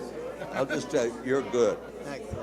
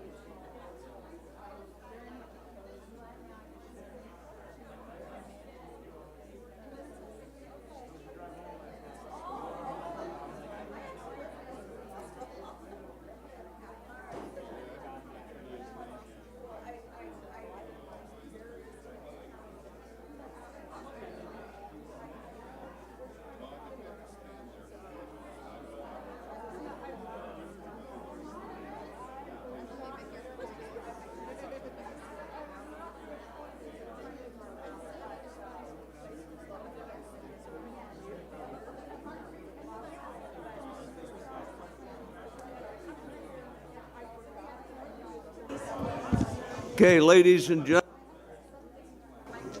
the meeting will begin in 30 seconds.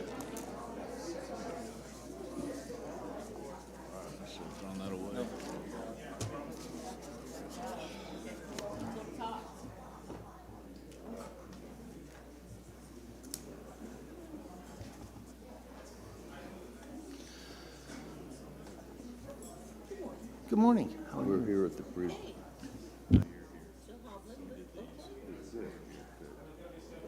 You're here.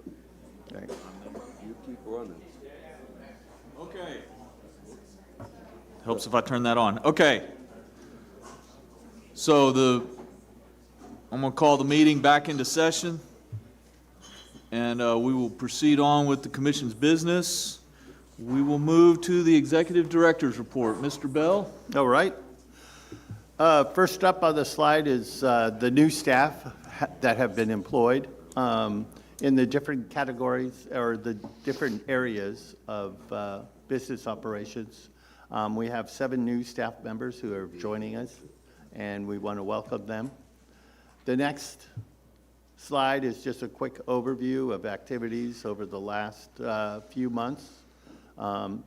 We will be following up on a number of these items. The next one is also another list of activities. But we will be following up. We'll have additional board meetings with San Jacinto, Washington of Brazos Historical Foundation, the THC Friends, and then the Texas Holocaust Genocide and Anti-Semitism Advisory Commission.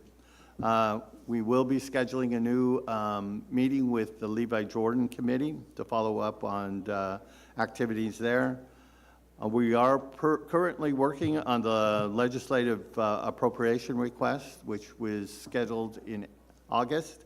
So we'll be working with the executive committee as well as the full commission and bring that forward at the July meeting.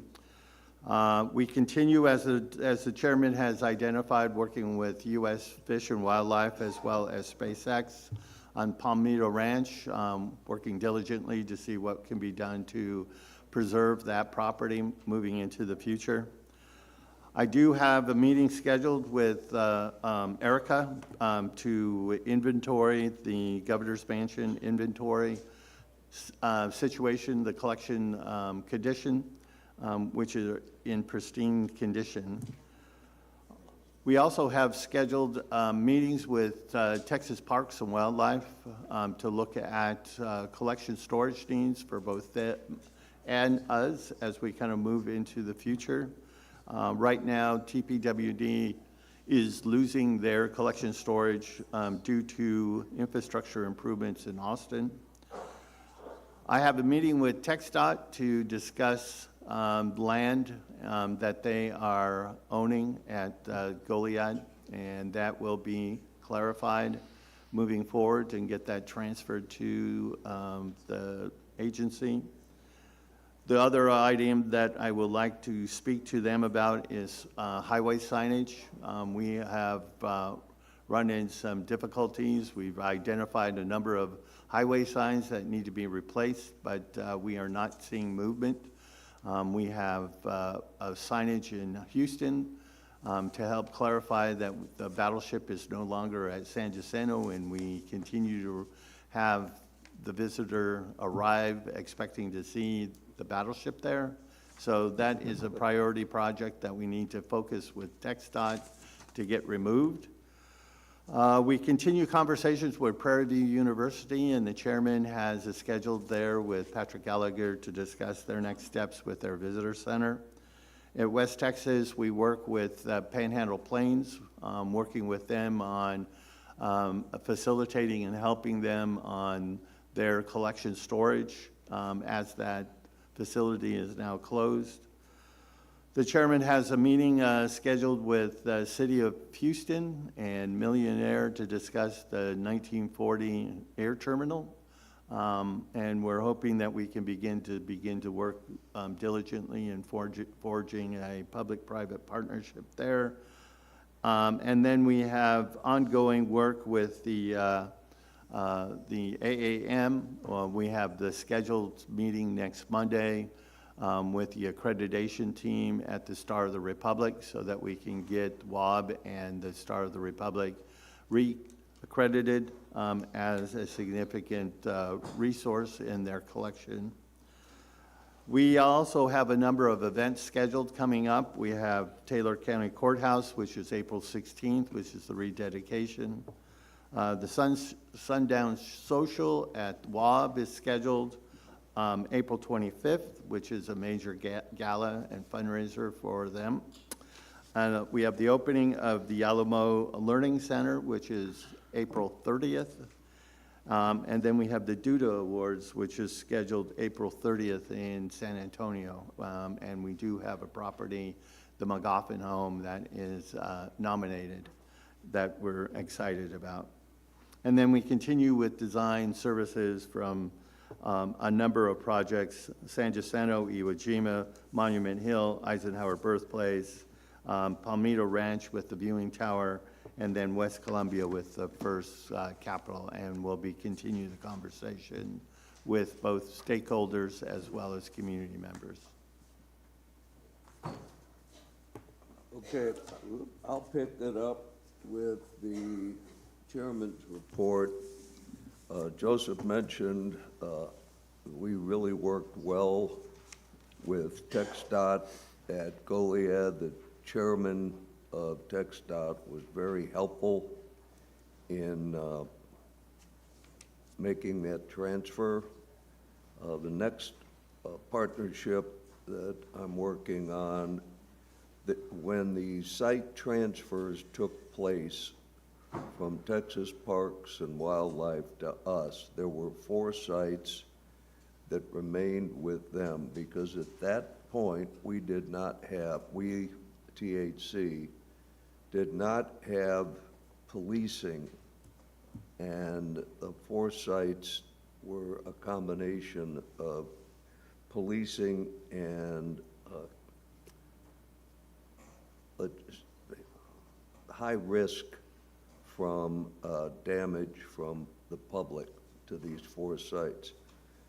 We are now in the discussions to move those 4 back or over to the THC because they are clearly more historic than recreational.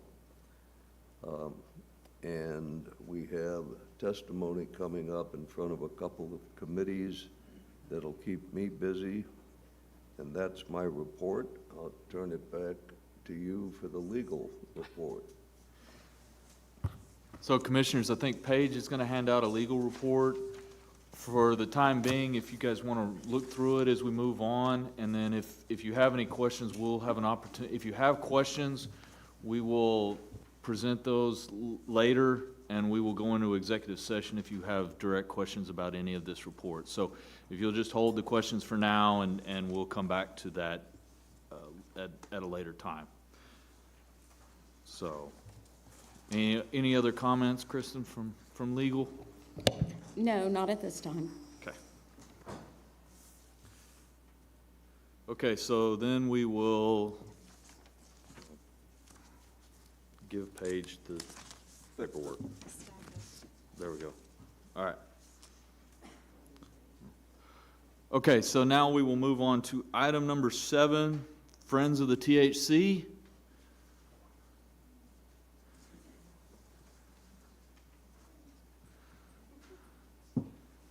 And welcome up. Good morning, Chairman and the rest of the commission. I'm Donna Carter, and you're very lucky today in the sense that you will only hear from me once, but I do have to report. Obviously, our executive director, Anjali Zutzi, is on medical leave, and so I will be doing the Friends report to the commission. We obviously all wish her well, and we will miss her lilting and wonderful accent. You're going to get military plain from me. So with that, I will proceed. It is my pleasure, as usual, to be with you today, and as always, it is our honor to be a strong and present partner to the THC and the preservation mission.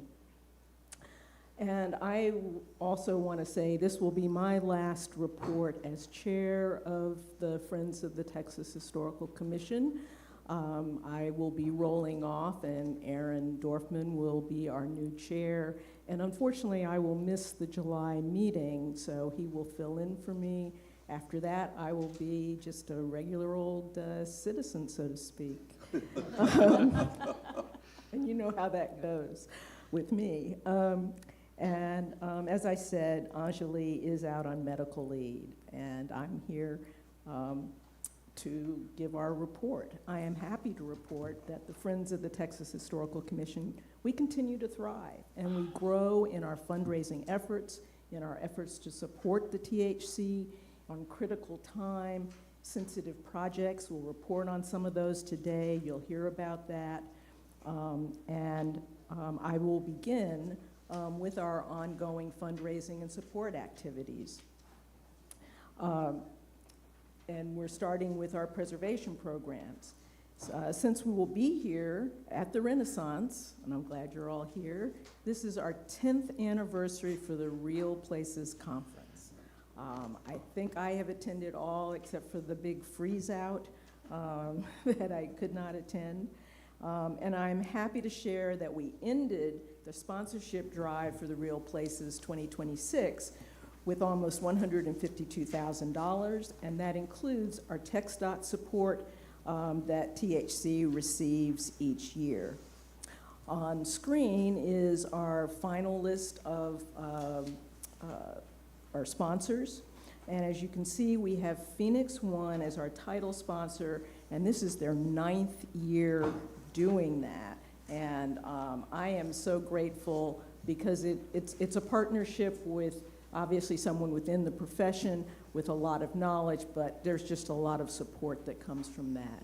And so we're truly grateful to Dale Sellers and his team for all of the support that they have provided, not just for Real Places, but for their ongoing support over the years and support to the professional community, but also support to the activities and the programs that we do. So if you're at the conference and you run across Dale and you can't miss him, please say thank you from us. Travis Sellers will be here, as well as Kyle Moncrief from his crew, so please share our thanks with them as well. Texas Land Title Association also continues to be an amazing partner for our courthouse stewardship program, and they have continued to support the stewardship track at the Real Places as well. And I would like to add that the evolution of this conference from the, bringing our county commissioners in and people from across the state, our courthouse managers, the people that care for those, incredible institutions, but then now bringing in this professional track. How do we maintain these buildings? That's become an incredibly important resource for other professionals, contractors, architects, planners, economists, that realize the importance of preservation in those activities. And so the evolution of this conference as a place where all of those people can meet is really something that I'm particularly proud of. As usual, I want to give a special thanks to Chairman Now for your continued support of the conference. With your sponsorship, we are thrilled with THC staff to have a fun opening night reception for all of our guests. So thank you for that. We do appreciate that. An additional gratitude, support of the Now Museum Award, which will be presented on Thursday evening, and which allows us to provide a cash award to the winner. And we all know that, especially in these times when raising money, there are fewer pennies under the cushion in the couch, that is very important for our museums. So the rest of our sponsors.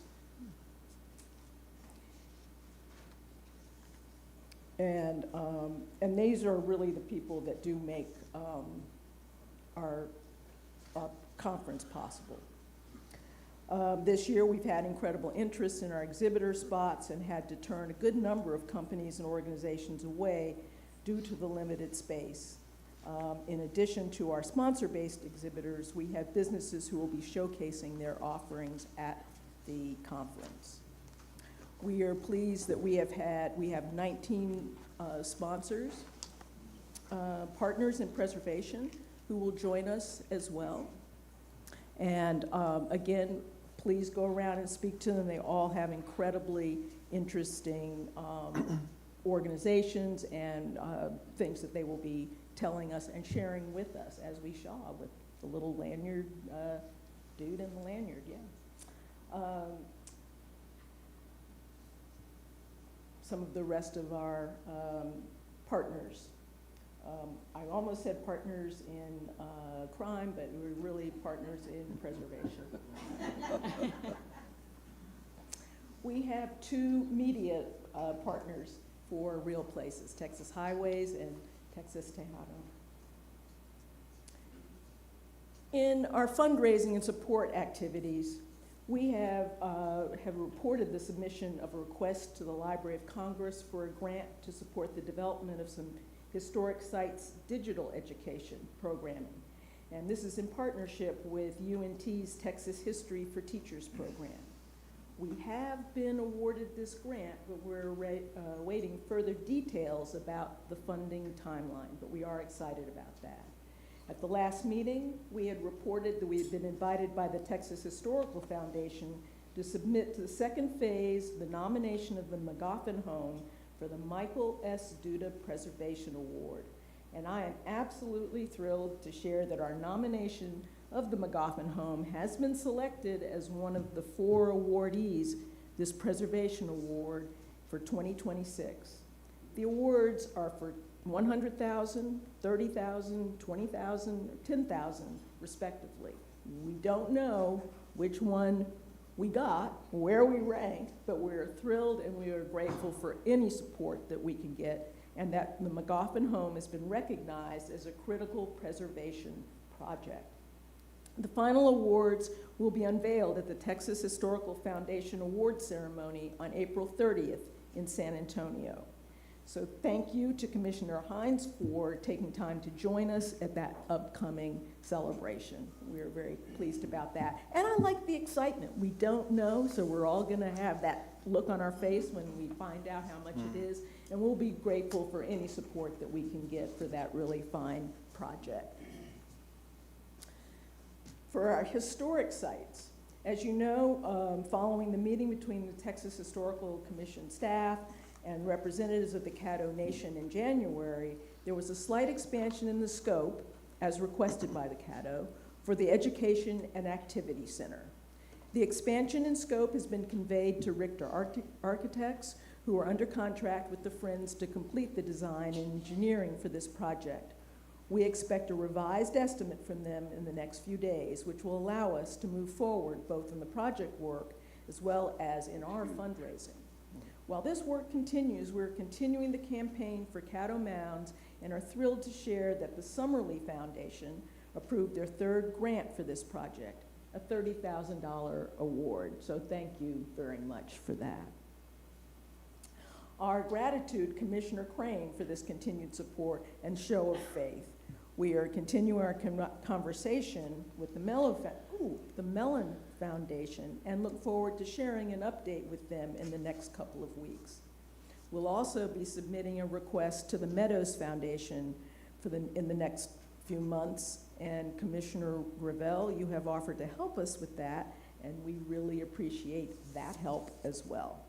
And I know that Anjali will be reaching out to you soon.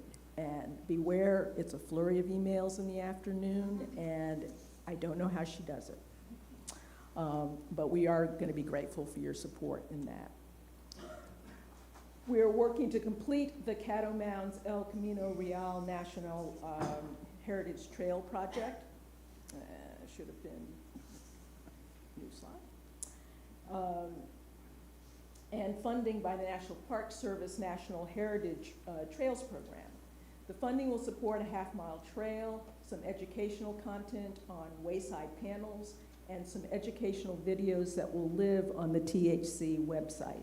We're looking forward to bringing additional news about this project to you in July. And a few updates on our acquisitions. Let's see, did I need to? There we go. There we go. Yeah, they're going to help me. They know that they really don't want me to be doing this. For the property adjacent to the Bush family home, we have shared the draft request for foreclosure proceedings letter with our consultant in Midland. This letter will be submitted to the Midland County for processing. The entire process could take 4 to 6 months, and hopefully we will be forwarding you progress as that goes forward. It's a slow process, but there is a process in place, and again, we have some confidence. As far as the Eisenhower birthplace is concerned, Anjali has reached out, talking to Union Pacific several times, and for a while that just seemed to be a stick in the mud that was not going to go anywhere. But things are looking up. There does seem to be progress. We do have at least some terms now that I think we can discuss. The board has not reviewed all of that because of, and I feel there are probably some access and how their continued access will go forward, but it really does look more positive than it has in the last 2 or 3 years that I've been talking about it. I'm hoping that by July, Aaron and Anjali will be able to report success on that level. We have the Red Onion property, one of the 3 known massacre sites in Goliad, under contract. Closing is expected by April 30th. The Friends will hold this property until THC is ready to accept the conveyance. We are supporting the Washington on Brazos Historical Foundation on the acquisition of the property adjacent to their site. And this property is under contract with a partner supporter of the site and may be conveyed to the THC or the Friends for closing. The closing is expected by May 15th.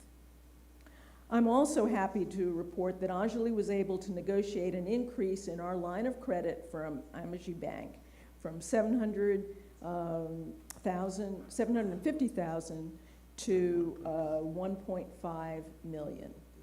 The LOC does not require a guarantee and is secured by our assets. We now have the capacity to complete twice the amount of critical acquisitions for THC while keeping a keen eye on managing our interest, costs, and cash flow with THC. And I will add that it was a negotiation because they threw terms in that we had not seen before, and we said, I don't think that was our original agreement, and we did manage to get those out, so I am very happy about that. A quick report on our ongoing funding agreements with THC. The Washington on the Brazos funding agreement to complete the additional structures at the Living Town South is coming to a close. We expect the final structures to be completed in the next few weeks, and we will bring a full report to you in July. The funding agreement focused on project management expertise and oversight on 7 THC capital projects. That's pending on some final input from finance, following which we'll be able to sign that funding agreement. We also have a funding agreement in place with THC and a contract with the vendors to complete the economic impact study update for 2026. We hope to have that completed in June, and we will report on that. And finally, we have the vendor Slingshot under contract to complete the brand research and development plan with THC marketing and public relations. In other projects and activities, we have completed the interviews for our 2026 Preservation Scholars Program, and we look forward to presenting our final slate to you at July report. As we did last year, we plan to bring in 8 scholars for the class of 2026. The program will start on June 1st and will finish on August 8th. We're grateful to the National Trust for Historic Preservation for their continued support of this program, and we're also looking forward to the opportunity to submit a full request to the Texas Historical Foundation for support of this program in 2027. Our virtual events program continues. This year we initiated a donor town hall where we share with our donors the work we have done in the past, and more importantly, our goals and how they can help us for the coming year. I especially wanted to highlight our February virtual event, which was presented by an alumna of our Preservation Scholars Program, Sydney Landers, who is a historian and an artist, and in her work, a graphic novel titled A Home, a Church, and a Hospital, The Development of East San Antonio, was actually commissioned by the City of San Antonio's Historic Preservation Department and was supported by a grant from the Texas Historical Commission, and it supports Black History Month in San Antonio. The graphic novel and the project were a part of the sessions here at Real Places, and they are a part right now of Real Places, and is an incredible example of how our work through the Preservation Scholars Program comes full circle in developing young talent in preservation field for the benefit of Texas. We're really proud to have Sydney Landers as part of our Scholars Program, and we look forward to cheering her on this week. And we hope you'll perhaps drop in on her session. A quick update on behalf of Washington on the Brazos Historical Foundation regarding their capital campaign. The Historical Foundation is only about $30,000 short of the $10 million goal. We're happy to have been able to support the foundation in its efforts, and we look forward to an ongoing partnership. And before I end, I'm thrilled to introduce to you, behind me, please stand up, Olivia Green. She has joined the Friends staff this week, trial by fire, as our new development associate. Olivia comes to us from Texas Rural Funders, which is a network of over 150 major Texas grant-making organizations, primarily foundations. Her work with TRF focused on capacity building for rural nonprofits. Olivia holds a bachelor's degree with a major in history and American studies and a minor in government. She is also completing her Master's of Public Affairs at UT's LBJ School of Public Affairs this May. So please join me in welcoming her. And as I said, it's been trial by fire. She has also just jumped in, feet first, deep in helping to get this conference going and making sure that everything runs smoothly. And lastly, a look at our financials, and it's very small because we have a lot of financials and there's big numbers, so that means a thumbs up. We've got our cash and pledges at $7 million. If you have any questions about this, any of our endowment funds or our budgets going forward, feel free to ask, but that does end my report. Thank you, and thanks to the staff, and we'll miss you. You're not going far, are you? Well, thank you very much for saying that, and I will sort of miss standing up here, but you're right, I'm not going very far away. Perfect. I also wanted to thank you, Donna. You will never, ever be just a plain old citizen. Thanks, Donna. It's a great report on the Friends. The next one, we're going to get a report from the Texas Holocaust, Genocide, and Anti-Semitism Advisory Committee. I still didn't say it right, I don't think. That was a Freudian slip. It probably. So don't feel bad. I did that last year. It's a long night. Chairman Goldberg, welcome. Welcome and good morning. Thanks for the opportunity to present. I'm Ken Goldberg, and I have the privilege of serving as the chair of the Texas Holocaust, Genocide, and Anti-Semitism Advisory Commission. And with me this morning is our executive director, Joy Nathan. Tell me Joy, standing right behind me. At our March quarterly meeting in Austin, our commission voted to accept the recommendations of the Grant Scoring Committee to fund 7 projects, which include educator workshops, exhibitions, anti-Semitism seminars, and Holocaust remembrance events for the spring of 2026 now grant cycle. Those recommendations will be presented to you later in today's agenda for final approval. We will also be seeking approval to open another grant cycle. During our quarterly meetings, we almost always bring guest speakers in. We've had Governor Abbott at a meeting. We've had Rwandan, Cambodian, and Holocaust survivors address our commission. We've had DPS talk about protection and security against anti-Semitism throughout the state. At our meeting a few weeks ago, we had Label Lazaroff, who's a survivor of the Bondi Beach massacre, the Hanukkah massacre of Jews in Australia. Label is a 20-year-old resident of College Station. His father is the Chabad rabbi at Texas A&M, and he came with his parents. And he talked about how he survived on the beach that day. He was shot multiple times. He survived 11 surgeries, and following that, the First Lady of Texas, Cecilia Abbott, joined, and she presented Label with a proclamation recognizing his heroism on Bondi Beach. We appreciate Joseph Bell keeping his streak going and being at all our meetings and changing of plans to join, and Vice Chair Donnelly, thank you for joining at that meeting. I know you guys were as moved as we were with this testimony. We're also moving forward with getting Label Lazaroff some speaking engagements throughout the state. He'll be presenting 2 or 3 times in Dallas next Thursday.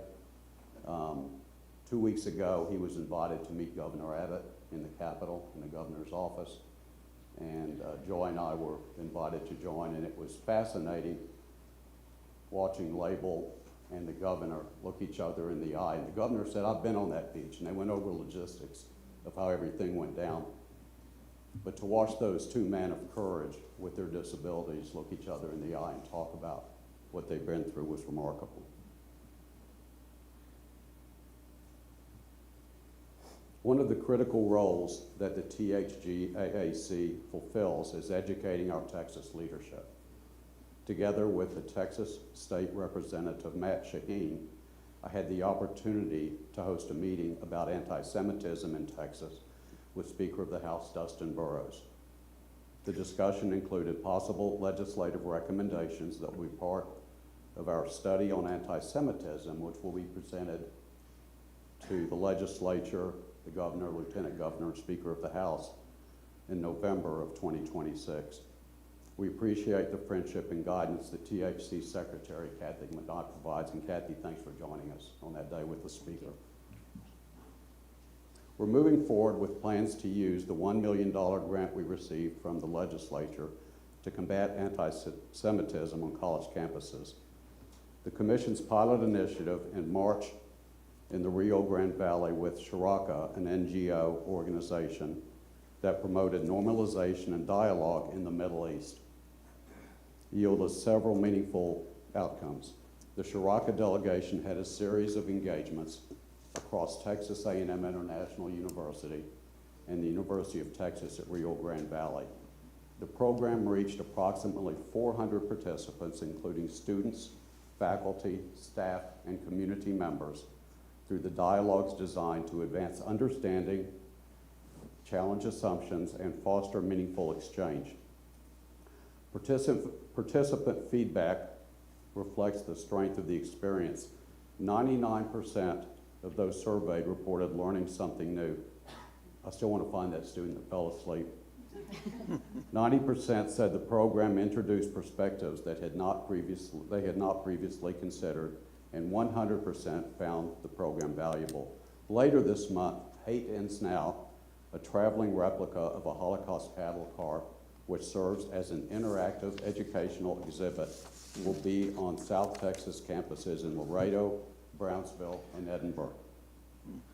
Through generous support from the Friends of the THG AAC, the cattle car exhibit will also be in North Texas in April and will be featured at the University of North Texas, the University of Texas at Dallas, and Texas Wesleyan.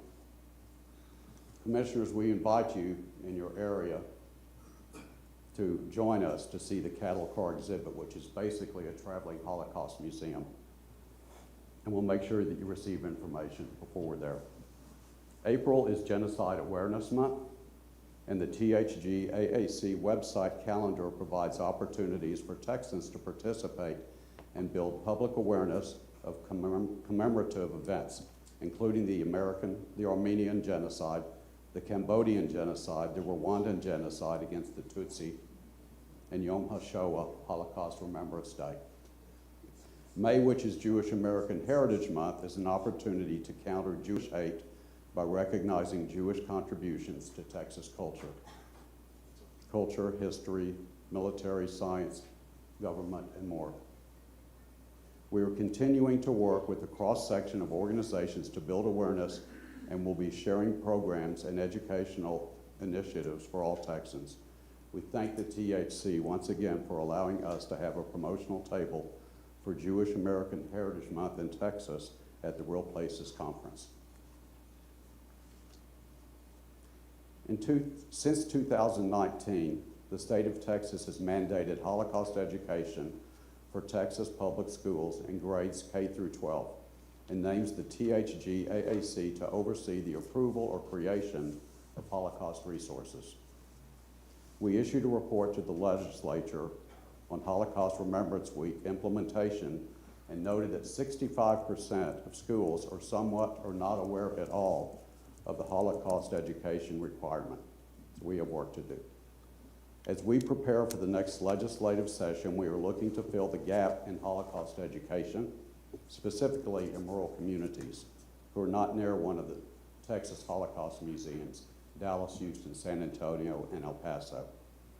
Through our connections with the TEA, the Texas Education Agency, Education Service Centers, and the Texas Association of Rural Schools, we are building a coalition of partners interested in pursuing funding for mobile labs. These classrooms on wheels offer an opportunity to bring Holocaust education and professional development directly to rural parts of the state. TEA Commissioner Mike Morath will be addressing our commission at our June meeting as an invited guest, and we'll provide an update after that meeting. Since we last met, Governor Abbott appointed 2 new commissioners, Larry Levine of Houston and Liel Slifer of Dallas. We are working with Joseph and the THC on their new commission orientation, and these are really strong appointments that will make our commission strong. We look forward to sharing our progress and invite you to join us at the next THG AAC quarterly meeting in Austin on June 3rd. Thank you. Thank you, Commissioner. So we'll move on to item number 9, The commission may approve, and this is the consent items, the commission may approve agenda items 9.2 through 9.9 by a majority vote on a single motion. Any commissioner may request that an item be pulled from this consent agenda for consideration as a separate item. Commissioners, are there any consent items that should be taken into consideration as a separate item? If there's no objection, we will approve agenda items 9.2 through 9.9. All in favor, say aye. Aye. Any opposed? So there's the consent agenda item. And then I get to report on the agency services and communications. And we had a good meeting yesterday. Dr. Gale updated us on a number of different initiatives and things going on within agency services.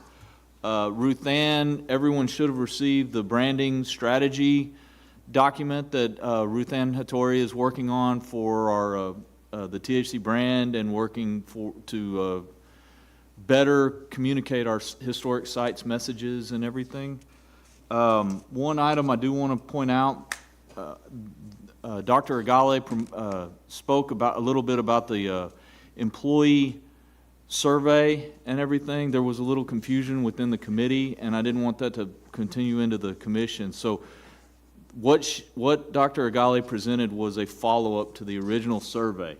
So the original survey was presented to us in January, and there were some items in there that we were concerned were going in the wrong way, not necessarily in a bad way, but not necessarily a major problem, but they were trending wrong.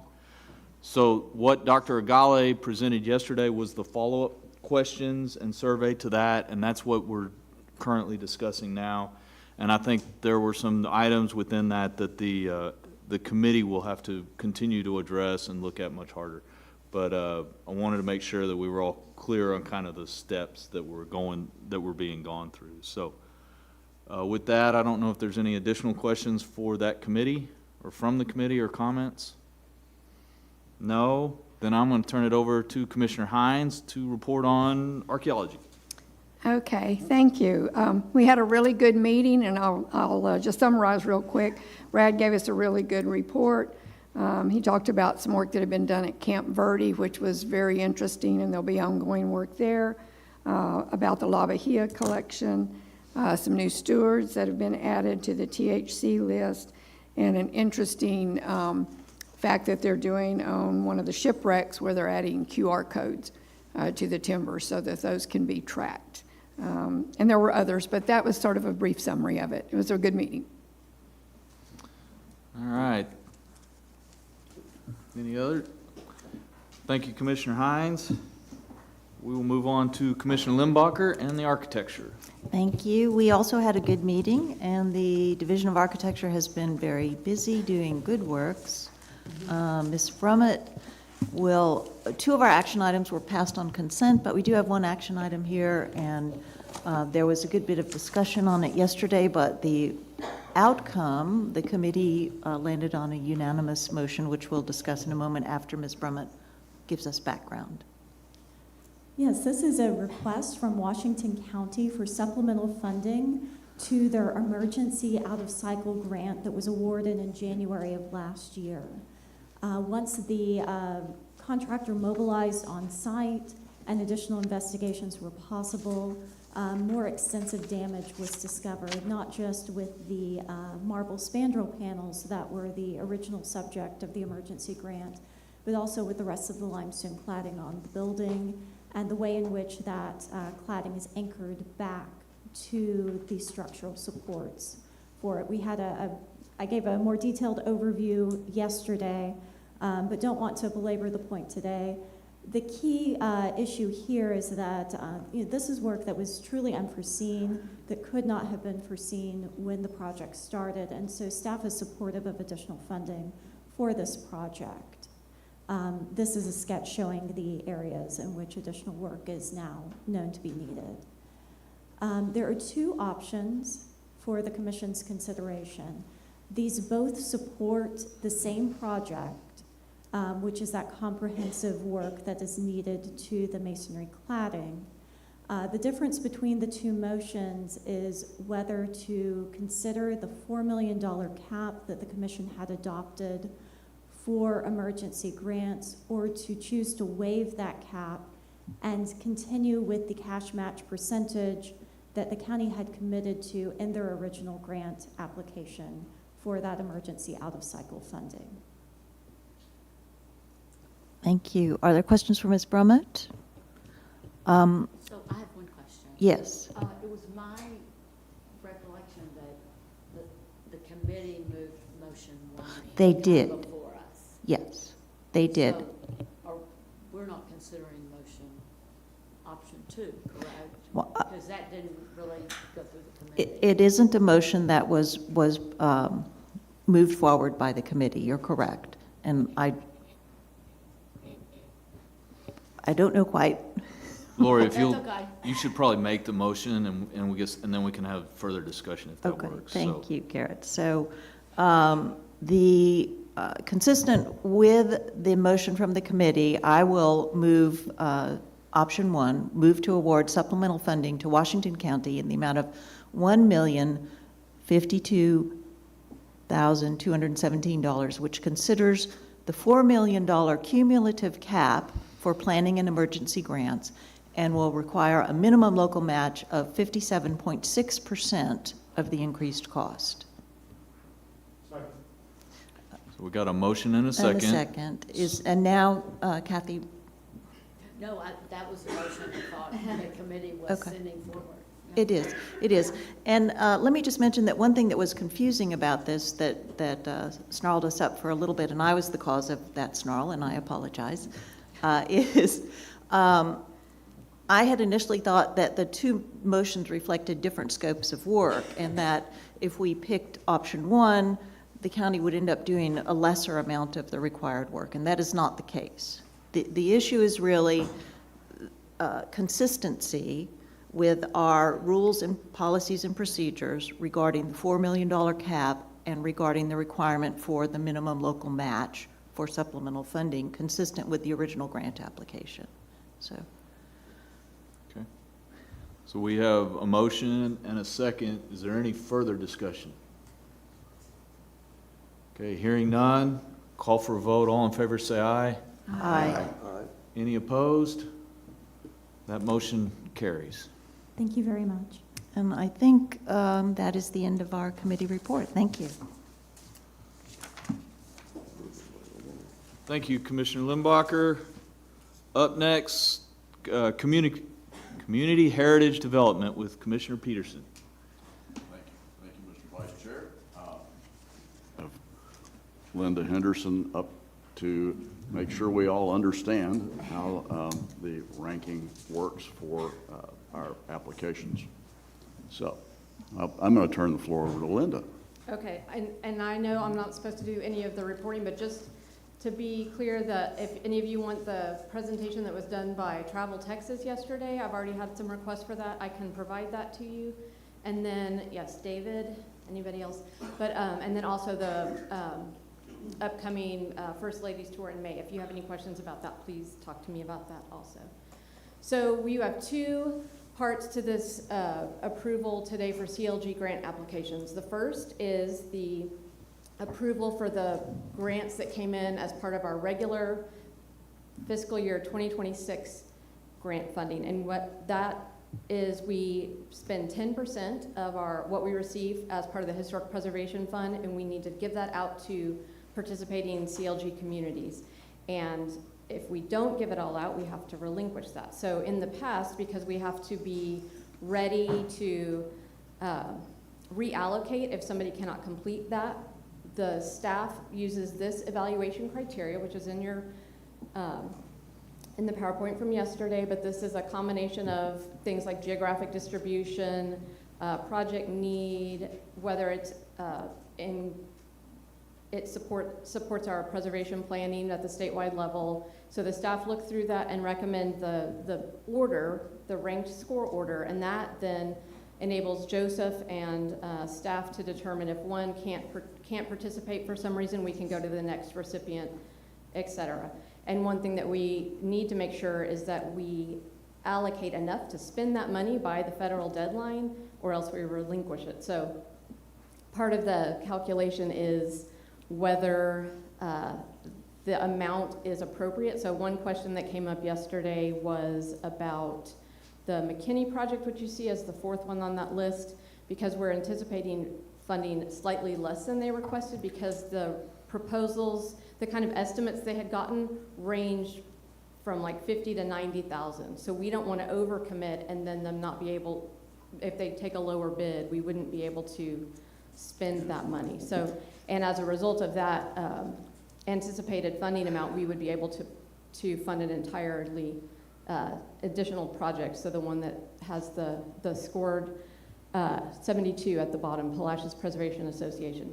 So one update to your packet is that some of you received the updated information yesterday, but the motion page for this 13.2A had an error in the very bottom corner total, because we zeroed out the ones we did not anticipate funding. So the total number there reflects the total if we were to fund all of them, but we have an updated motion page if you would like the hard copy. Kelly is here to provide that to you. So if you'd raise your hand, she will bring that around to you. So again, what you are voting on is the scored order, that the ranking that the staff has applied, and then when we receive the actual funding, which we have not yet, but we anticipate getting level funding from last fiscal year, which is just under 198,000, it would be the 10% that we give out. So that's what we anticipate receiving. Once we receive that, we will enter into grant contracts with these communities. So that is the suggested motion that the committee move forward to you. So I would move approval of the ranking and funding recommendations for the fiscal year 2026 certified local government grants. Funding will be committed in ranked order as funds are available. Individual award amounts may be adjusted as necessary to ensure efficient use of available funds. Second. So we got a motion and a second. Is there any questions or discussion? Hearing none, I'll call for a vote. All in favor, say aye. Aye. Any opposed? We'll move forward with the funding. All right, and number two, part B of this grant package is the reallocation of some grants that were not able to be completed from fiscal years 24 and 25. So we had some communities that were unable to get started on their projects, and because again, we need to spend that money, we are recommending some reallocations of that. So one of the things we often do when we need to reallocate funds is to use it for travel stipends for those communities to attend the National Association of Preservation Commissions conference, which is every other year. This year it will be in Minnesota. And so the communities submitted estimated travel expenses based on, flights at the time. So who knows what it would cost now, but we typically would give about $1,200 per person that they're requesting. The staff look through to see if these communities have attended in the past, if we have helped them with that in the past. They do sort of a calculation of if they're in good standing, and sort of that they rank those again. So we anticipate being able to fund all of them, but not necessarily at the amount they estimated, because we do sort of cap it at that $1,200. But again, this is kind of a surefire way to use that money. We know it will be used before the deadline, which is the end of September. So this is one of the reallocation recommendations. And then the other is that we had 2 communities apply to host National Association of Preservation Commission trainings in their communities. That would be open to the entire network, but these communities receive financial help with providing that as a host community. So we had 2 communities apply, and those are the 2, Dallas and Lubbock County. So I would move approval of the ranking and funding recommendations for the reallocation of fiscal year 2024 and fiscal year 2025 funds for travel stipends and regional training grants. Funding will be committed in ranked order as funds are available. Individual award amounts may be adjusted as necessary to ensure efficient use of available funds. The Commission waives the match requirement for the CLG training funds applications and travel stipends. Well, it's a mouthful. Second. But motion stands anyway. So we have a motion and a second. Any further discussions or questions? Hearing none, I'll call for a vote. All in favor, say aye. Aye. Any opposed? Okay. Thank you, Ms. Henderson and Commissioner Peterson. Okay. We will move on to Commissioner Crane for a historic sites report. Thank you, Mr. Chairman. I wanted to highlight the real excitement that we had yesterday, and that was, I wanted to highlight the true excitement yesterday, and that was a new addition to the Historic Sites Committee, and that's Commissioner Steen, and he is going to have a big role to play, I know, and we'll welcome him aboard. Also, I want to correct an error on my part. We did not mention Ted Houghton being absent yesterday for the committee. Obviously, he was absent today, and those things happen, and I was guilty as charged, so to speak. We have some action items, and we will go about that, and I'm going to ask, yes, sir. Just here if there's any questions, that's all. Okay, good. And I was going to ask Commissioner Gravel if he would be kind enough to read the motion. Happy to do it. Move to approve the Captain James Asbury Tate chapter of the U.S. Daughters of 1812 to place a permanent monument at Washington on the Brazos State Historic Site. So we have a motion. Is there a second? Okay, and there's any questions?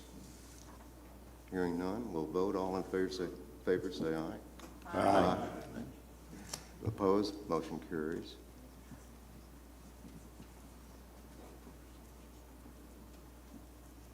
Next.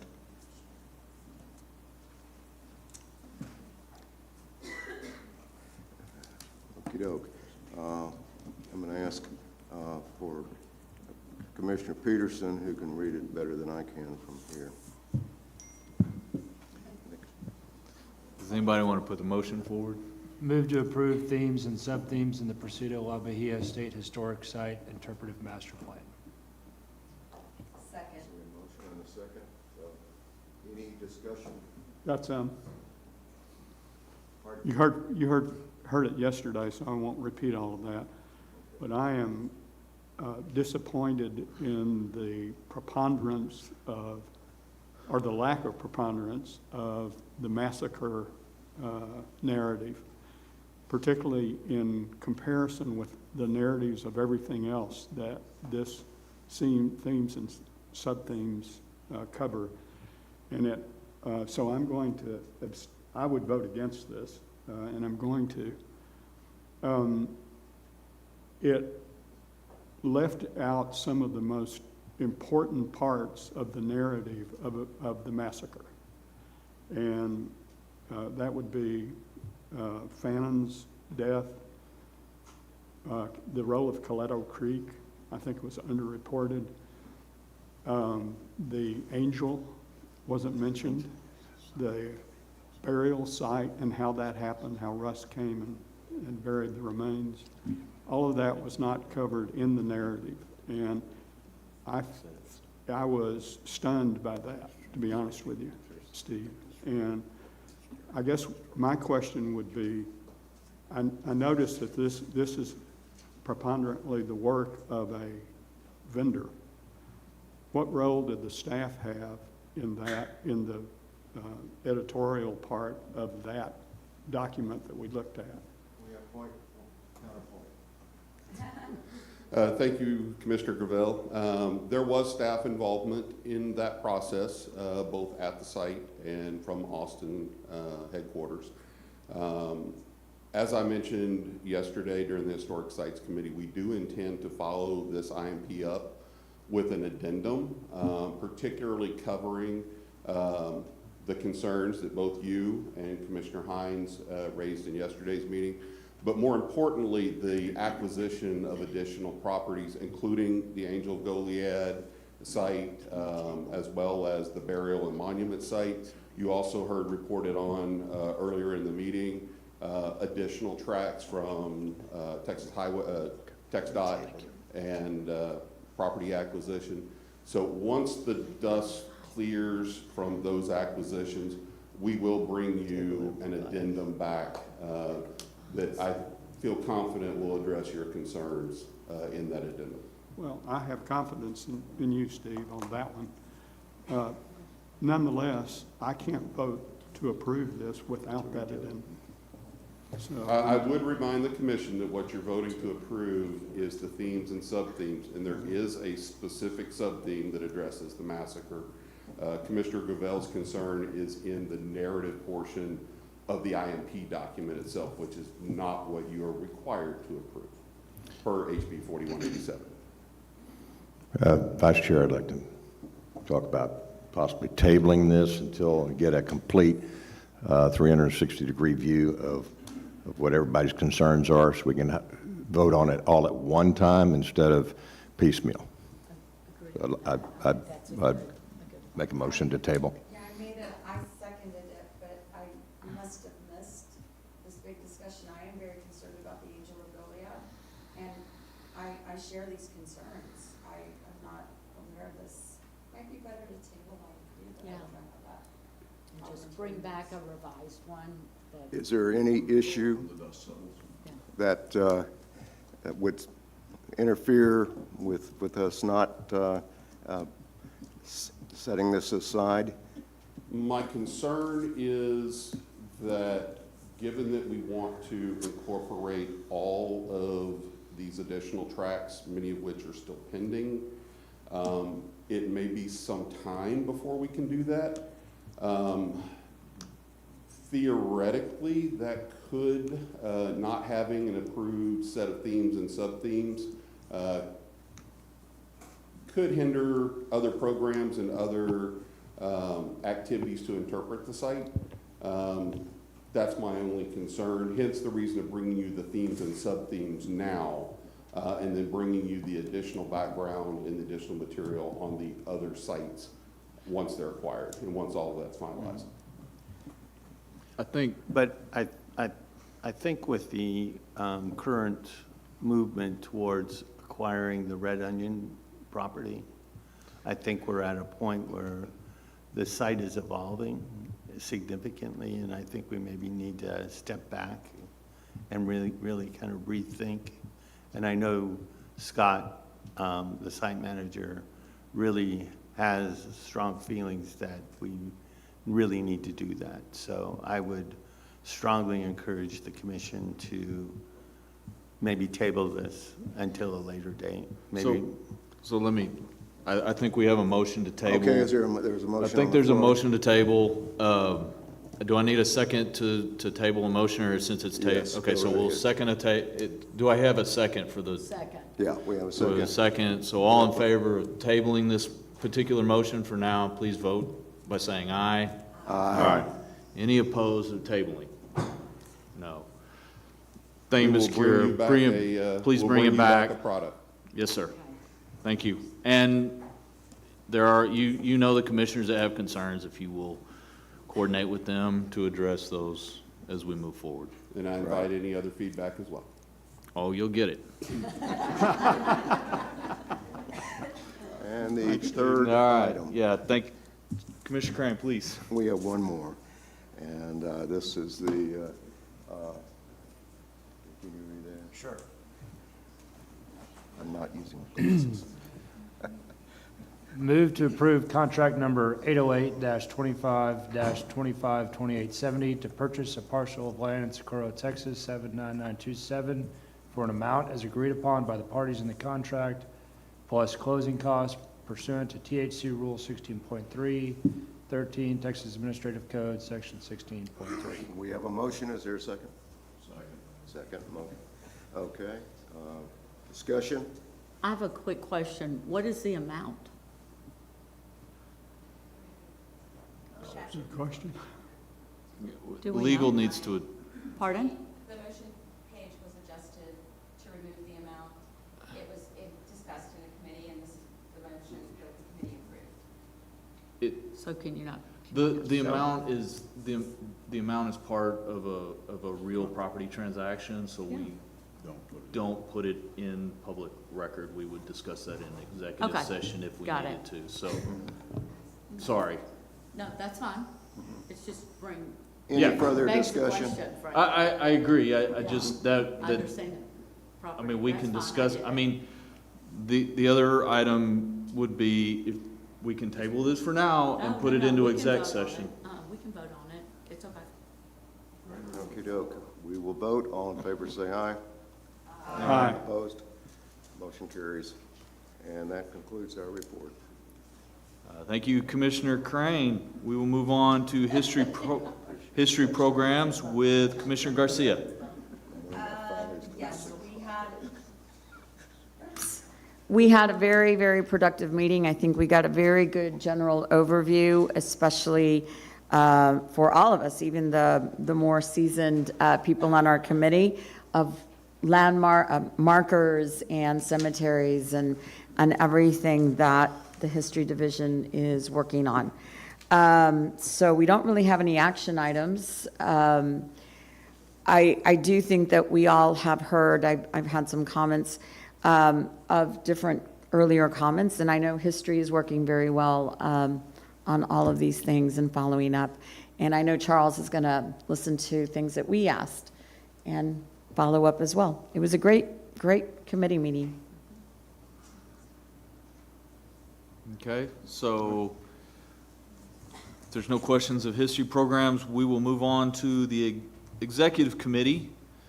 And we do have a few action items we've got to address within this committee. So I'm going to turn it, let's see, who's first? Ms. Nathan? And we have let me get a motion on the floor first. Would somebody from the exec committee push this forward? Sure. I move to approve the recommended funding of the high-scoring applications for the THG AAC education grant. Second. So I have a motion and a second. We heard a little bit about this yesterday. These are grants that the THGAAC approved at their previous meeting. Do you have any further comment on what was presented yesterday, Joy? No, just from background, at the College Station meeting, the grant cycle was open, and then we followed a protocol of having a separate scoring committee come and issue their recommendations. Our commission voted on them in March, and we present them to you at this meeting. So any questions or discussion on this item? Hearing none, I'll call for a vote. All in favor, say aye. Aye. Any opposed? Thank you. And now we will, Mr. Sadnick, we have a couple of appointments to the AAB that we need to, I guess it's just one, right? Just the one, yes. We have one opening right now for a historian position, and we are recommending Dr. Paul N. Spellman to fill that spot. And I think the committee looked at this, if I could get somebody to put it forward. I move to appoint Dr. Paul N. Spellman to the Antiquities Advisory Board for a term to expire February 1st, 2028. I have a motion and a second. Is there any discussion? Hearing none, I'll call for a vote. All in favor, say aye. Aye. Any opposed? We will welcome Mr. Spellman at the next AAB, I guess. Correct. Cool.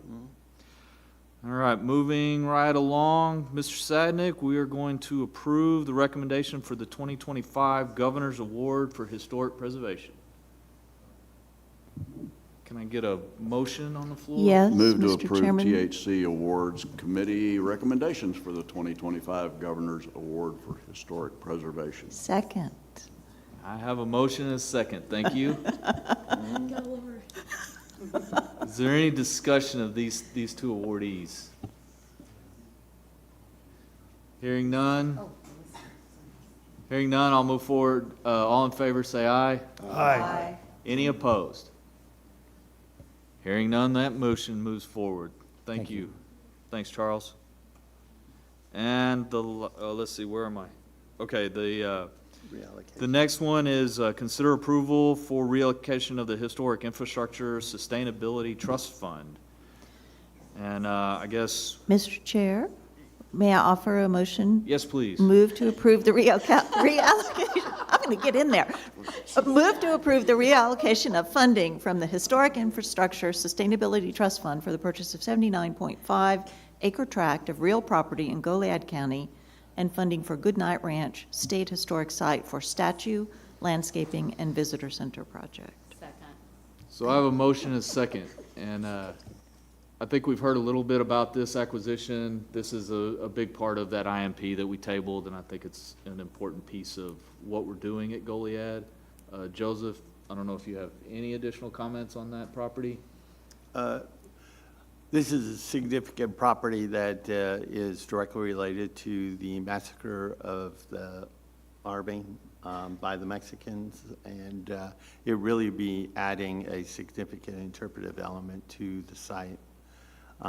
This is an ongoing effort.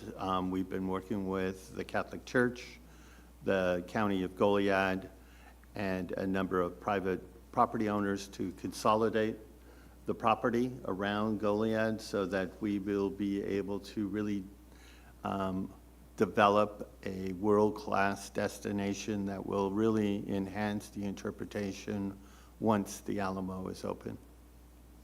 Thank you. Any additional questions or comments on this? Okay, I'll call we have a motion on the floor. I'll call for a vote. All in favor, say aye. Aye. Any opposed? All right. We will move on to our last action item. Ms. Nathan will come up, but this is to approve grant cycles for the THG-AAC.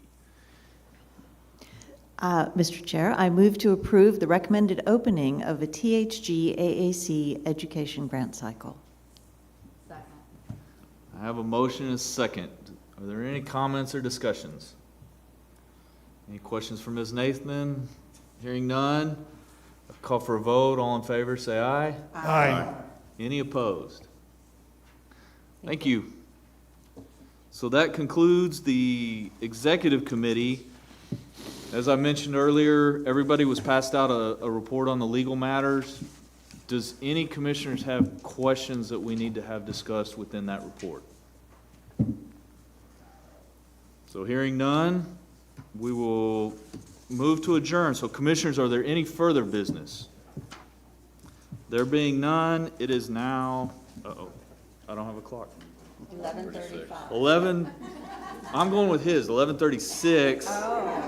And this meeting is adjourned. Thank you, everybody. One other housekeeping item for those in attendees, the conference has a retail booth set up and store, and attendees of the conference get a discount at the store. Although I think I was supposed to do that at the beginning of the meeting when everybody else was here. So, thank you, everyone.